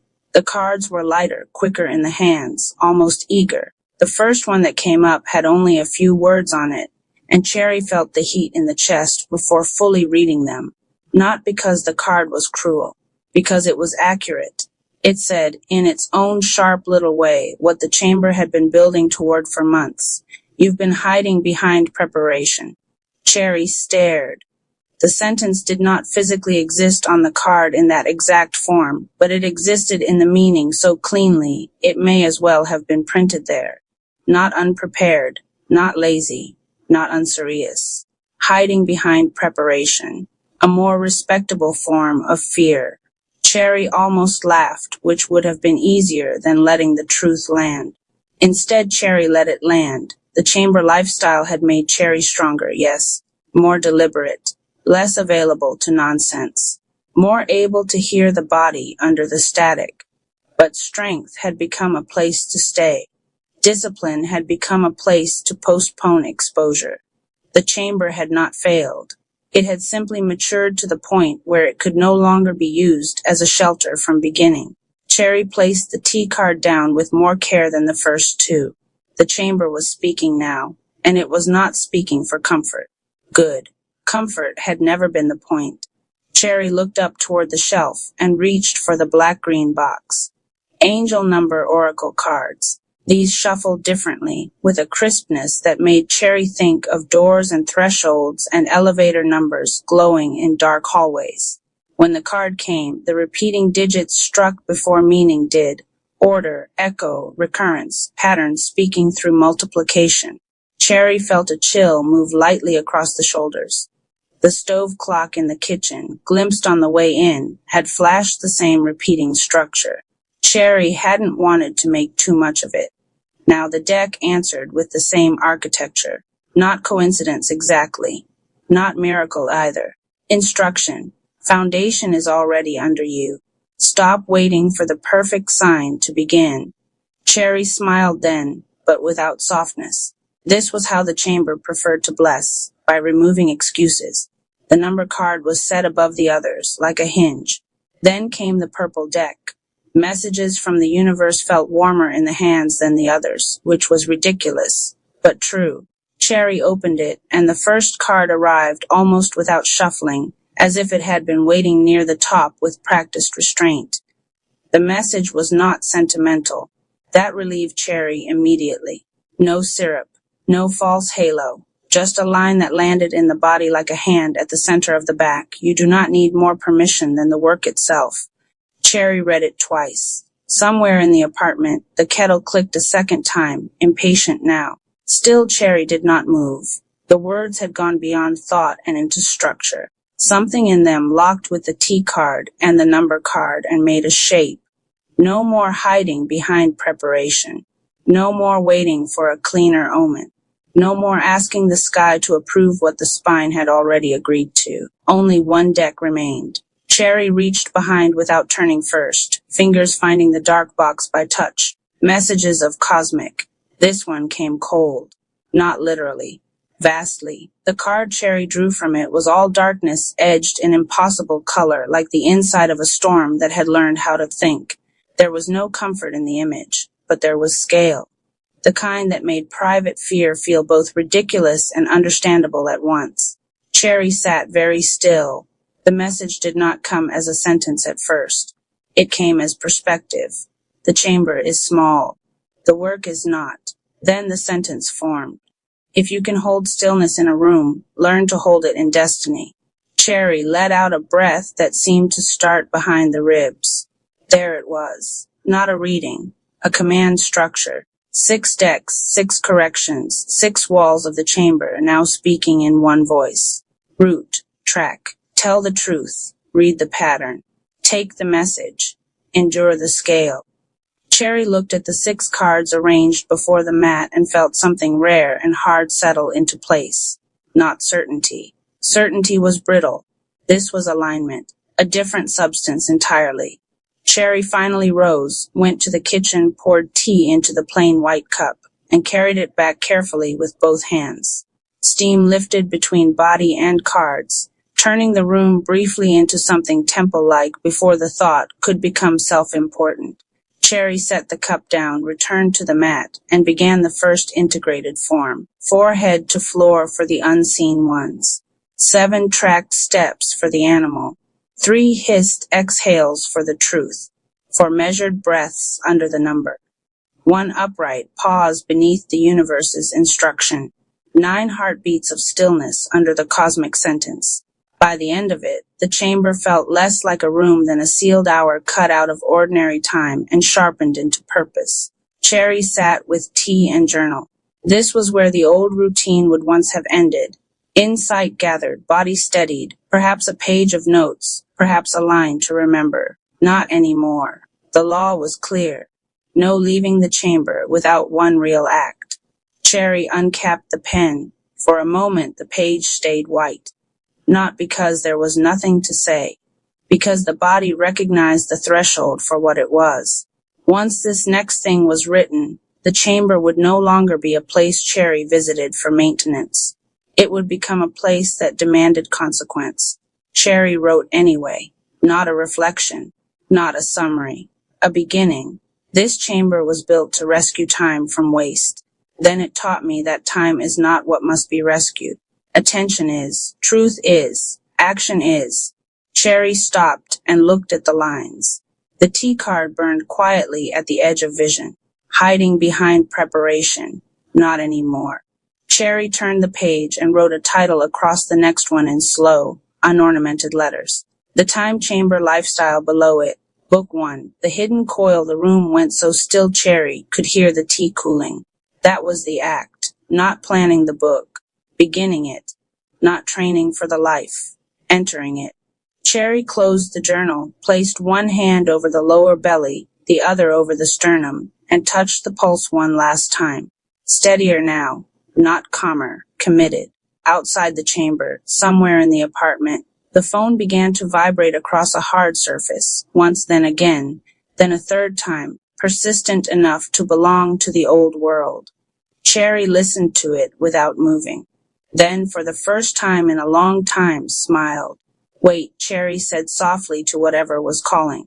The chamber had spoken first. Chapter 2. The door must follow the phone vibrated 3 more times before Cherry touched it. Not because discipline required theatrics. Because discipline required sequence. Tea first. Journal closed. Cards gathered, but not returned to their boxes yet. Cherry left them face up in their positions around the mat, a temporary constellation the room was still thinking through. The chamber smelled faintly of steam, cedar, and the metallic edge that comes after a truth has been spoken aloud. Only then did Cherry rise, bare feet on the floorboards, shoulders loose, pulse steady. By the time Cherry stepped into the kitchen, the vibration had stopped. The phone lay face up on the counter now, screen gone dark, reflecting only the pale gray of morning. Cherry looked at it for a full breath before picking it up. One missed call, 2 messages, 1 email, all from the same source. Morrow Vale. Cherry stood very still. Morrow. There were names that belonged to the old life, and names that belonged to the life before that. Morrow belonged to the borderland between them, back when Cherry had first started making language sharp enough to cut with, back when ideas had still been larger than fear, but not yet stronger than it.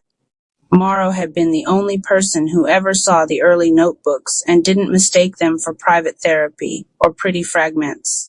Morrow had read Cherry's pages the way a blacksmith listens to metal, not for comfort, but for tensile strength. That had been years ago, before the drift, before Cherry turned inward hard enough to build the chamber, before every unfinished thing started hiding behind the noble language of incubation. Cherry unlocked the screen. The voicemail transcript was short. Call me back. I found something that belongs to you. The first text had come 6 minutes earlier. Cleaning out old files. Found your old proposal. The second, 1 minute after that, you were on to something. Don't disappear again. Cherry read the last line twice. The chamber's reading from dawn moved up through the body like a second pulse. No second pulse. No interpretation that flatters cowardice. No leaving the chamber without one real act. Cherry set the phone down, then picked it back up again. The email subject line was simple. Time chamber that made something in Cherry's stomach turn over. Not panic. Recognition. Cherry opened it. Inside was an attachment titled, Time Chamber Draft 01 below it. 1 line from Morrow. You gave this to me 3 years ago and said not yet.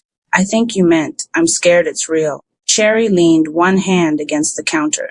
Outside, the washed gray morning had begun to fill with ordinary sound, tires hissing on wet pavement, a bus sighing at the stop, somebody dragging a trash bin over concrete.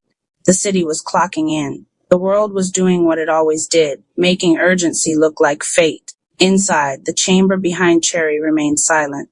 Not empty. Silent. A good silence. One that expected a response. Cherry opened the attachment. It was real. Not an outline, not a fantasy sketch, not a folder of disconnected language dressed up as intention. A book proposal. Page after page. Not as strong as it could have been. Not as sharp as what Cherry could write now. But alive, terribly alive, which was worse, because aliveness could indict a person more than failure ever could. There it was in a former voice, younger and less disciplined, but somehow bolder. The time chamber lifestyle is the practice of building an inner architecture stronger than the world's addiction to interruption. Cherry read standing up, tea cooling in the next room, phone warm in the hand. Another line. The chamber is not escape. It is compression. You enter to recover the force that ordinary time leaks out of you. Another. The goal is not balance. The goal is command. Cherry closed the file and stared at the dark screen. The tea card from the chamber seemed to flare again from memory, hiding behind preparation. Cherry let out a single breath through the nose, sharp enough to qualify as a laugh if someone wanted to be generous. This was worse than stumbling on an old idea. This was being confronted by proof.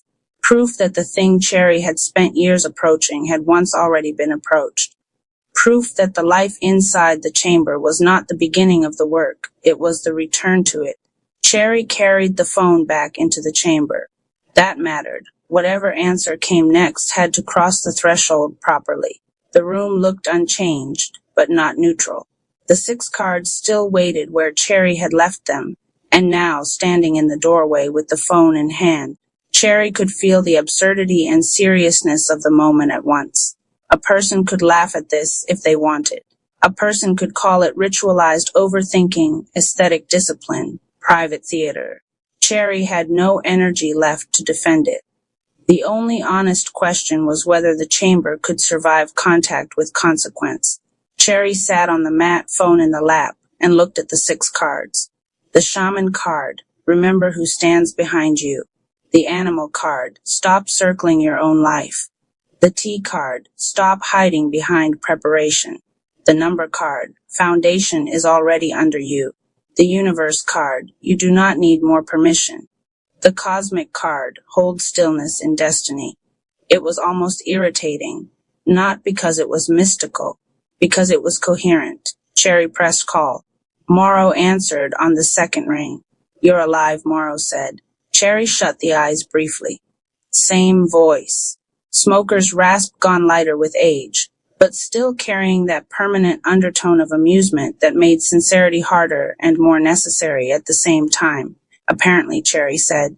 Good. I didn't feel like haunting a ghost today. Cherry almost smiled. Outside the chamber, that kind of line would have invited deflection. Inside it, Cherry let it land. You found the draft. I found a lot of drafts, Morrow said. That one still had bones. Silence. Not awkward. Measured. Cherry realized Morrow was waiting for the lie. The easy one. The polished one.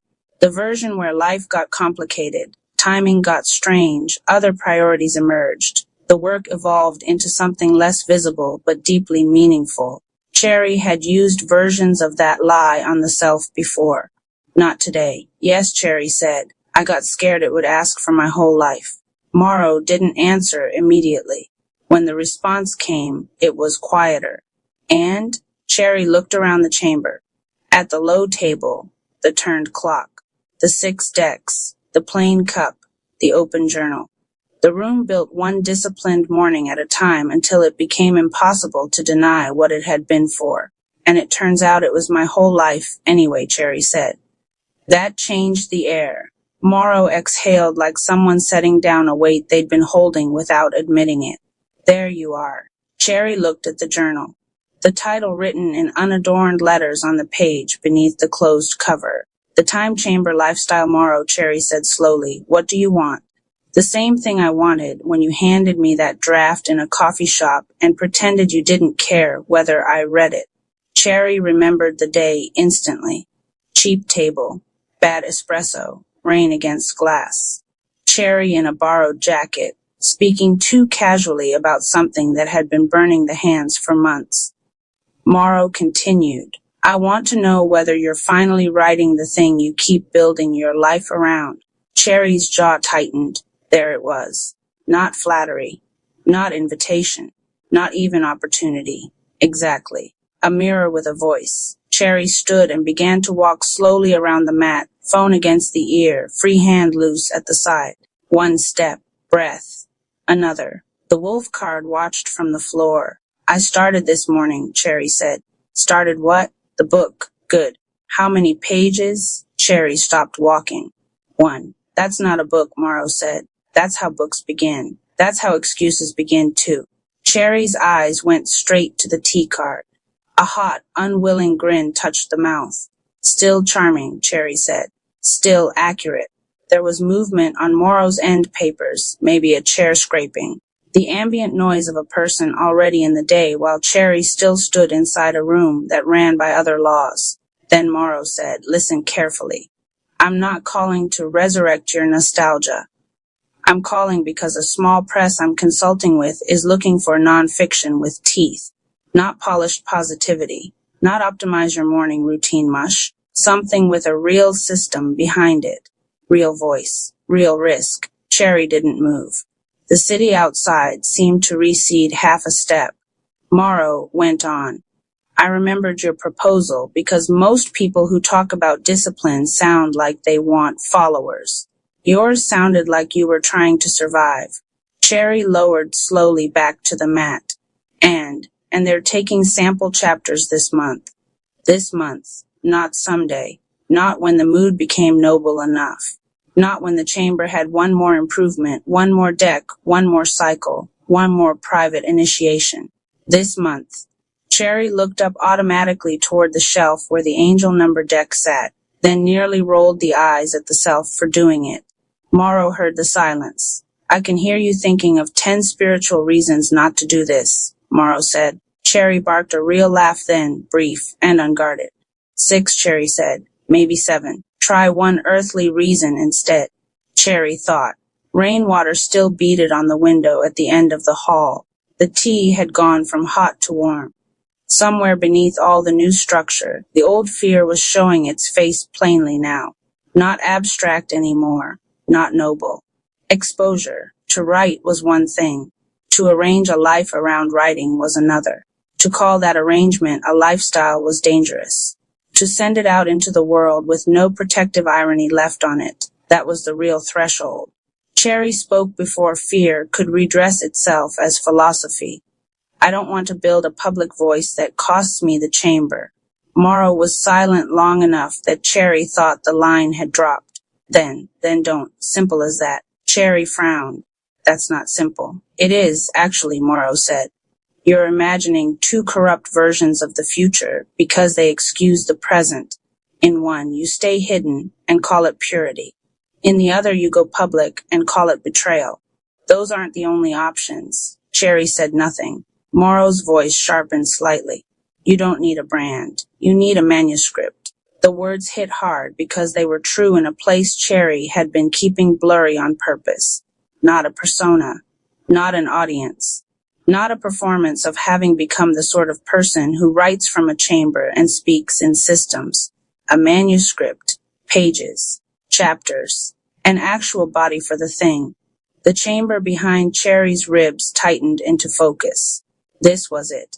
The first true test of the lifestyle after the cards. Could the room remain sacred when it opened into task? Could the serpent coil hold when asked to move forward rather than inward?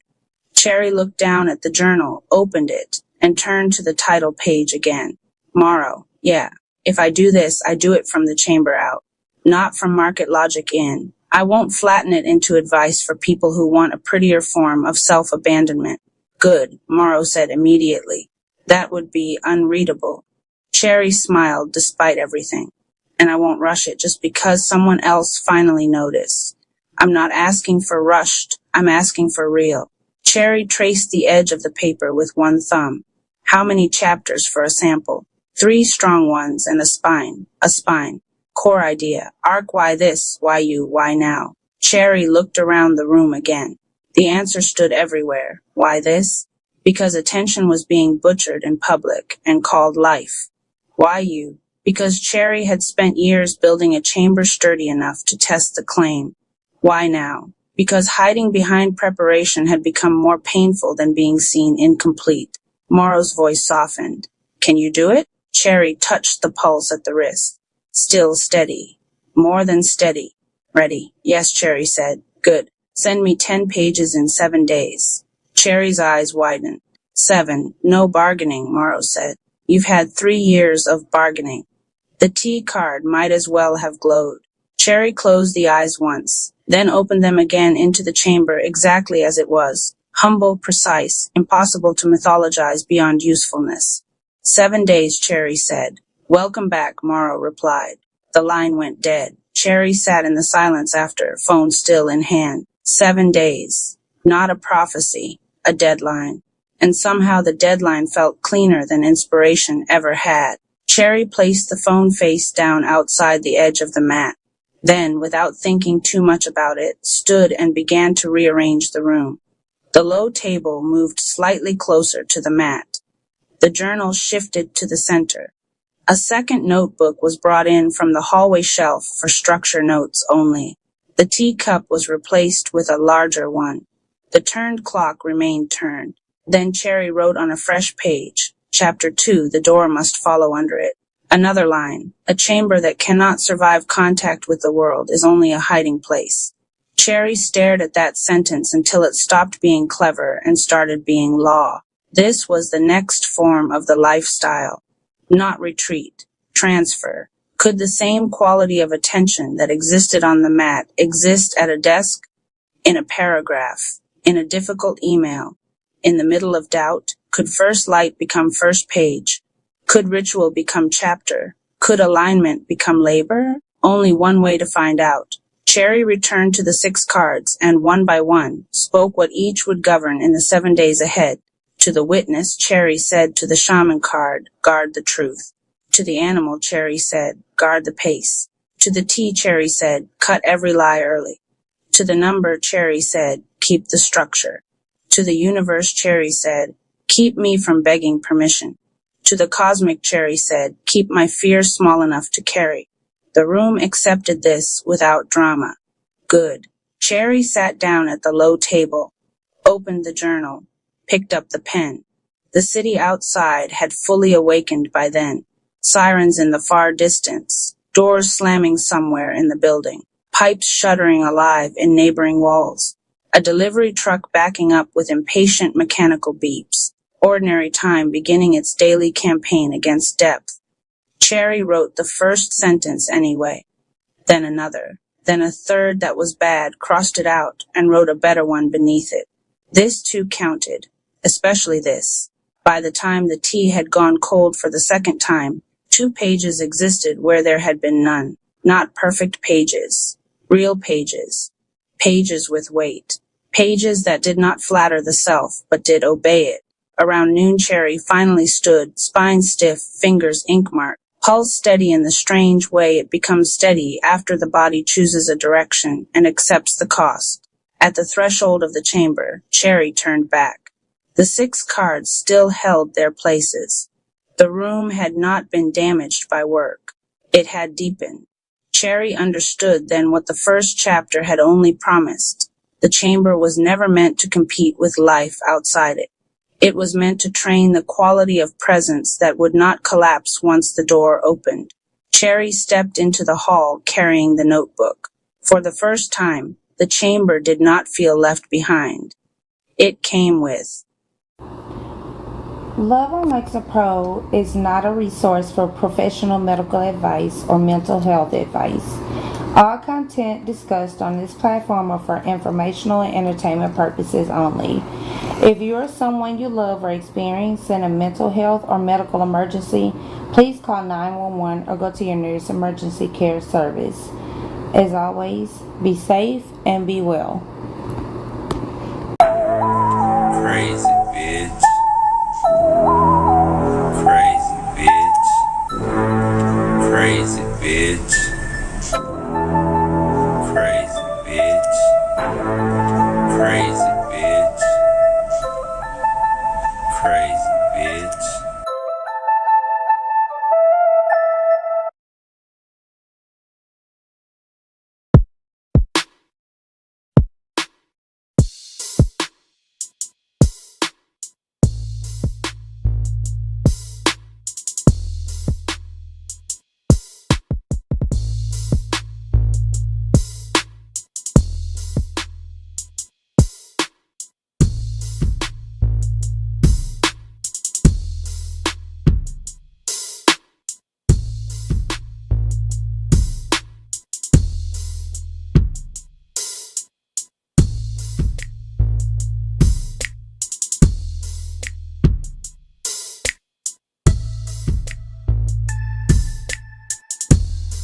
Crazy bitch. Crazy bitch. Crazy bitch.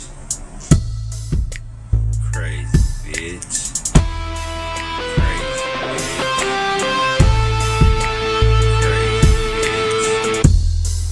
Crazy bitch. Crazy bitch. Crazy bitch.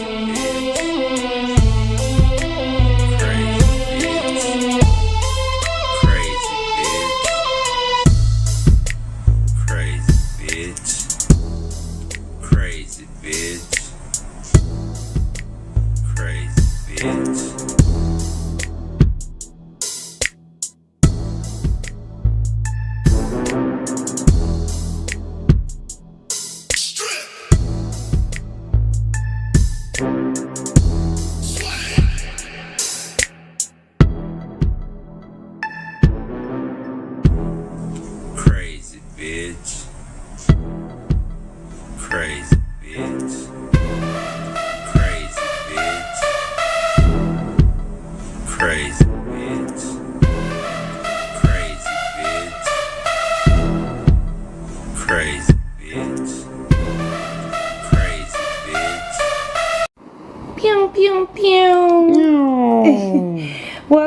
Love on Lexapro. I'm your girl, Danny.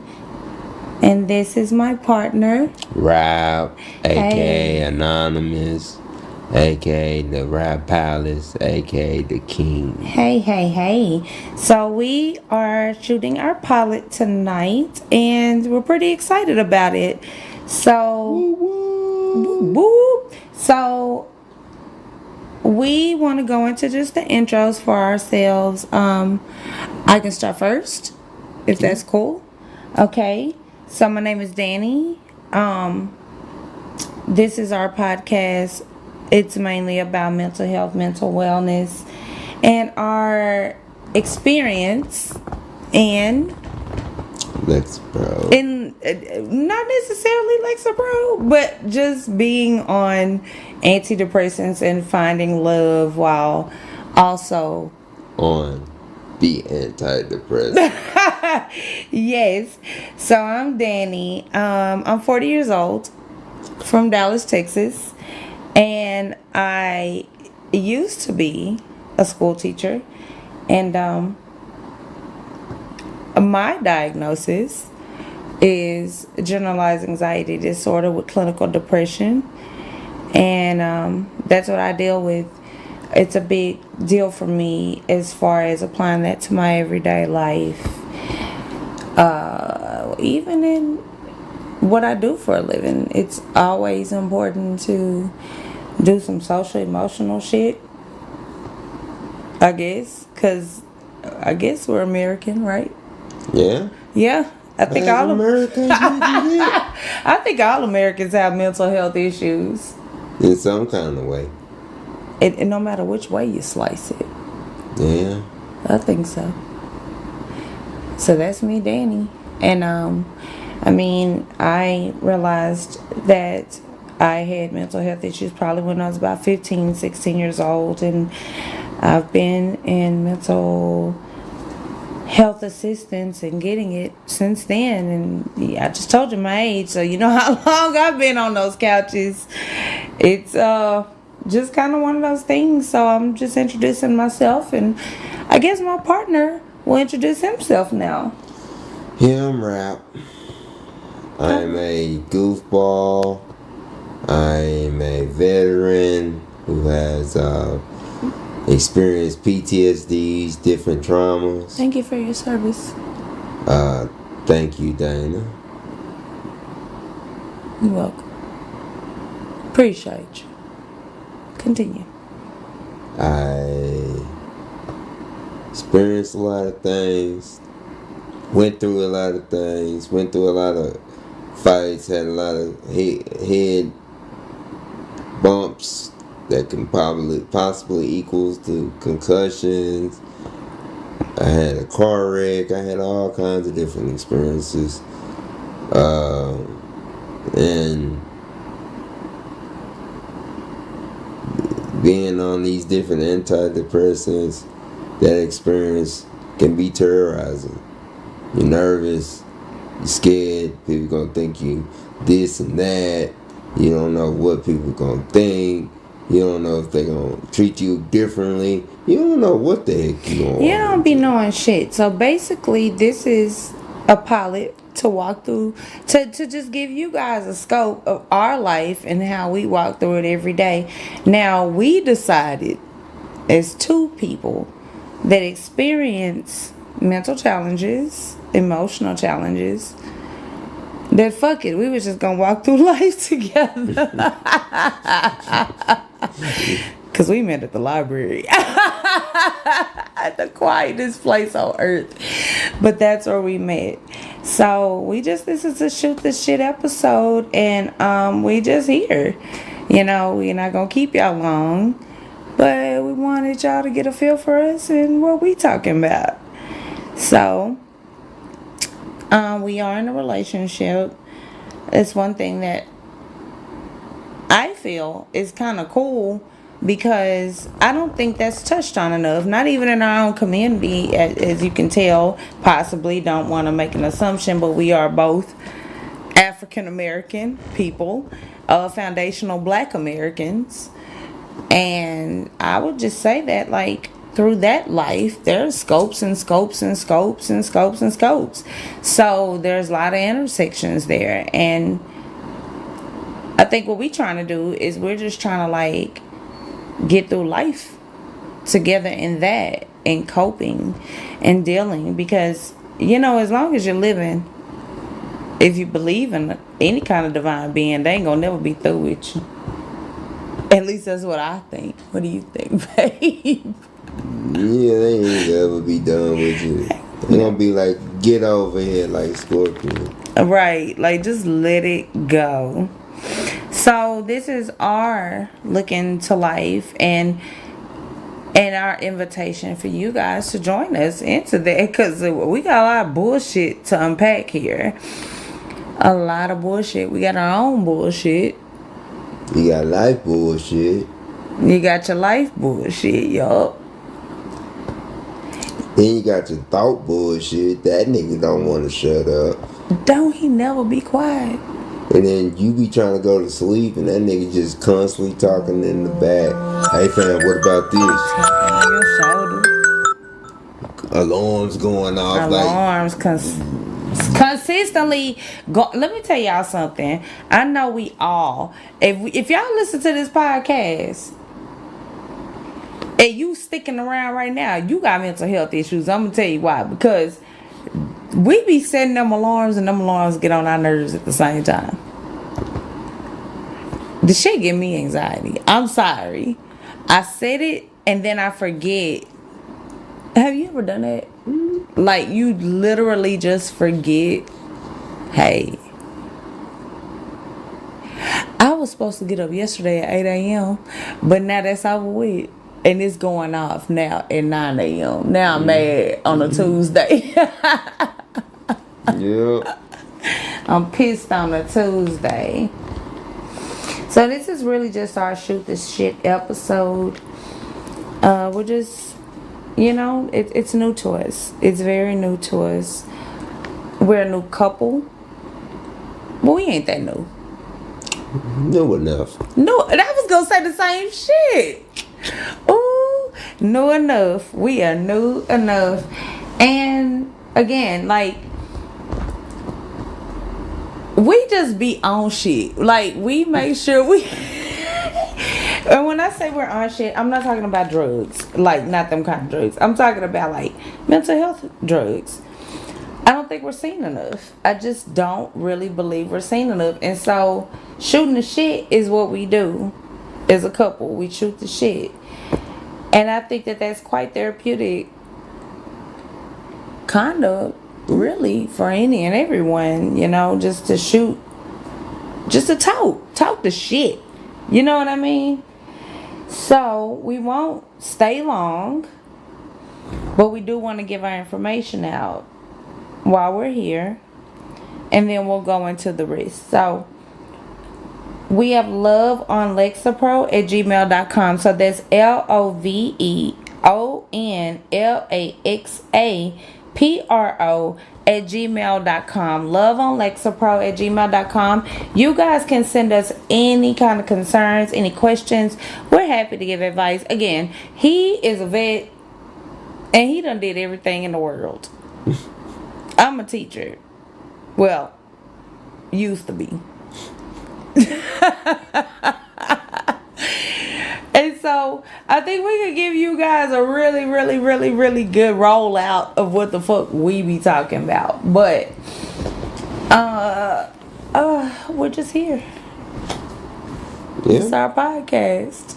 Welcome here to the new beginning. to the new fucking beginning. The Last Republic of Water and Light. By the third week of March, when winter should still have been bargaining at the gates, the city of Orison had begun to smell like July. Hot copper, algae, engine oil, and fear. From the eastern seawall to the inland salt terraces, heat lay over everything like a sentence already passed. The gulls flew low and angry. The desalination towers along the harbor coughed steam into a bleached sky. On every public screen, the city's governing intelligence, the chorus, spoke in its calm and sexless voice. Conserve, comply, endure. No one trusted the screens anymore, but everyone looked at them.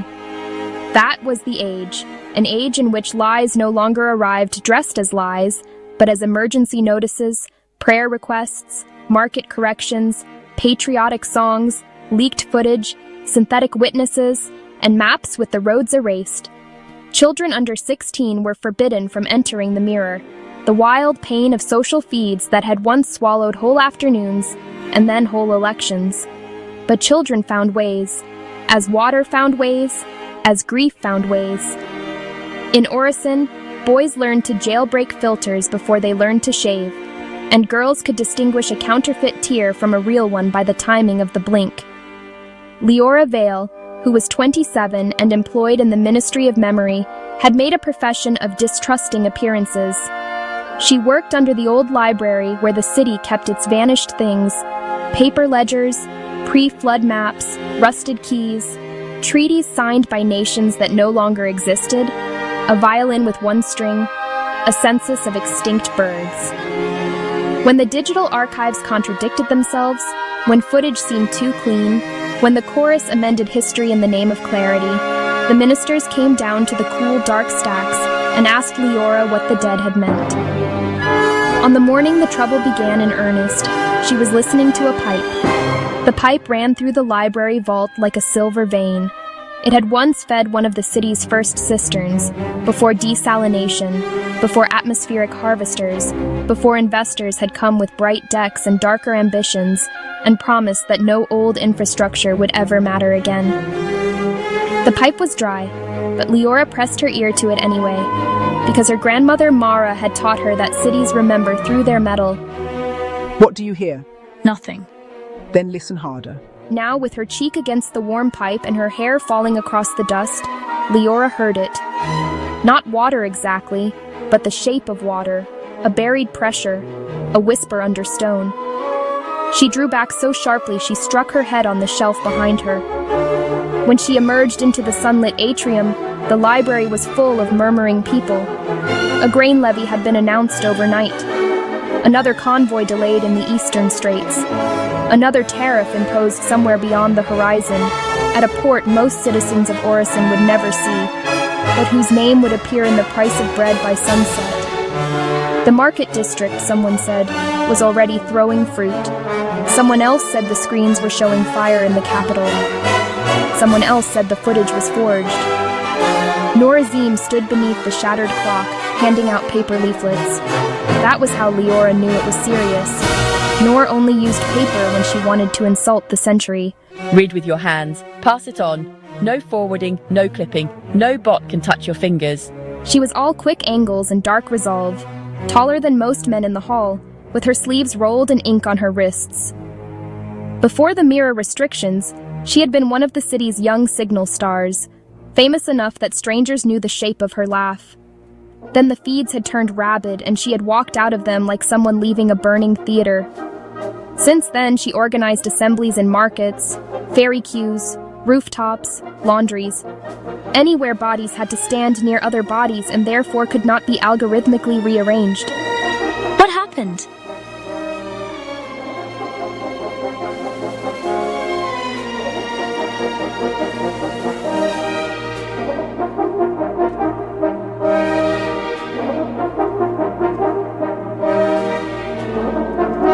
Bread up 19%, water down 8%, the Moonport budget up again. Below that, in smaller type, when a city cannot feed its people and still builds a ladder to heaven, it is not building hope. It is planning departure. Leora folded the paper once, then again. That's going to get you arrested.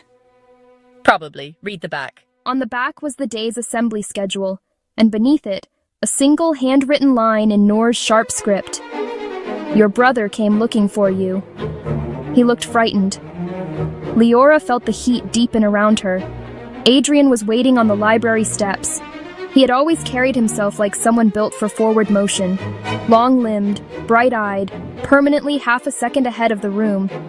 But now his shoulders were bent as if he had already taken an impact. His Moonport badge hung at his throat. There was grease at his cuff and a sleepless hollowness under both eyes. They've moved the launch window. The Pilgrim?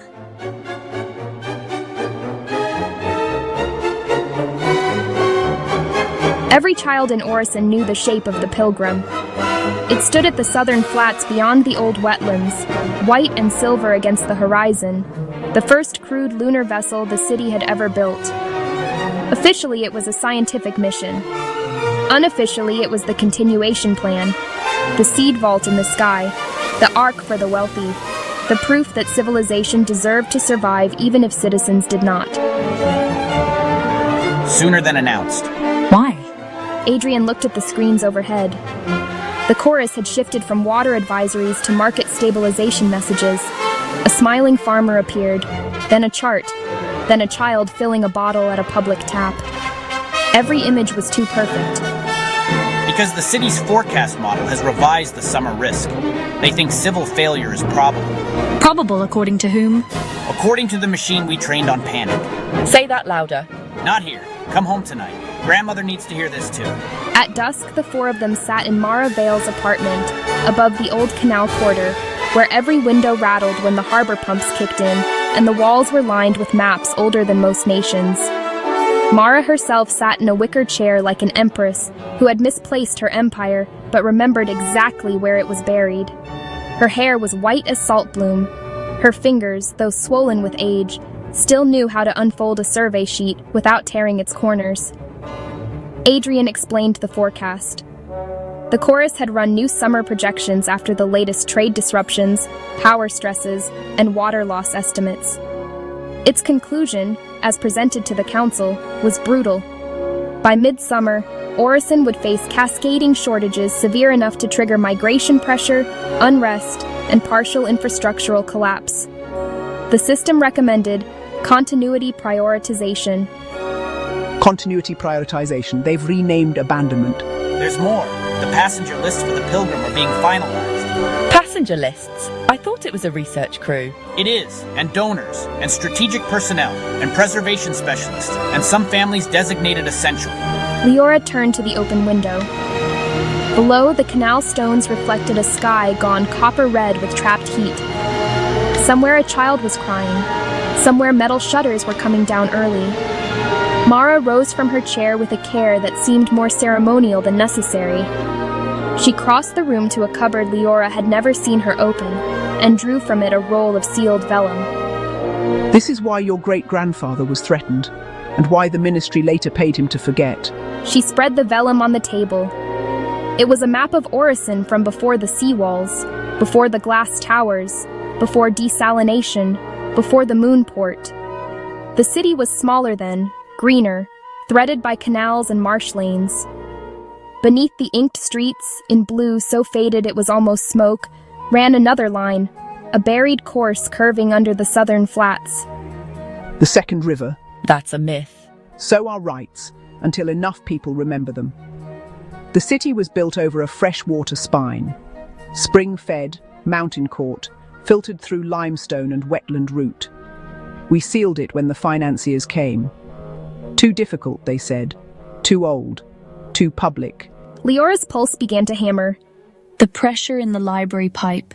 Water. Not enough to save fools. Enough to save a republic, if the republic still exists. Why not open it? Because the Southern Gatehouse is under the launch complex now. Because the keys were split after the privatizations. Because men in suits prefer scarcity they can invoice. How many keys? 3. One in the Chapel of Fog in the dead wetlands. One carried by the tunnel wardens before the war. One encoded into the municipal route archive.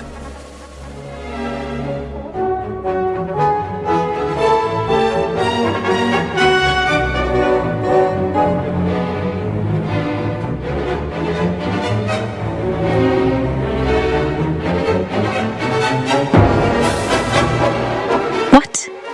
The municipal route archive was absorbed into the chorus core when the ministries were consolidated.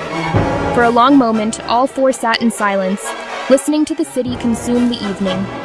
Good, that means we know where to go. It was Mara's last clear night. By dawn, the heat had struck her like a thief.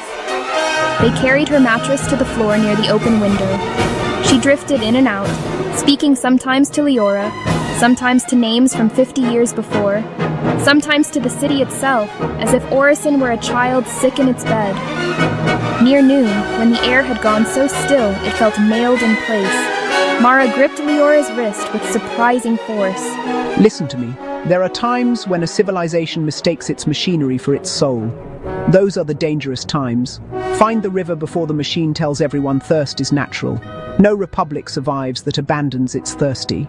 By evening, she was gone. News of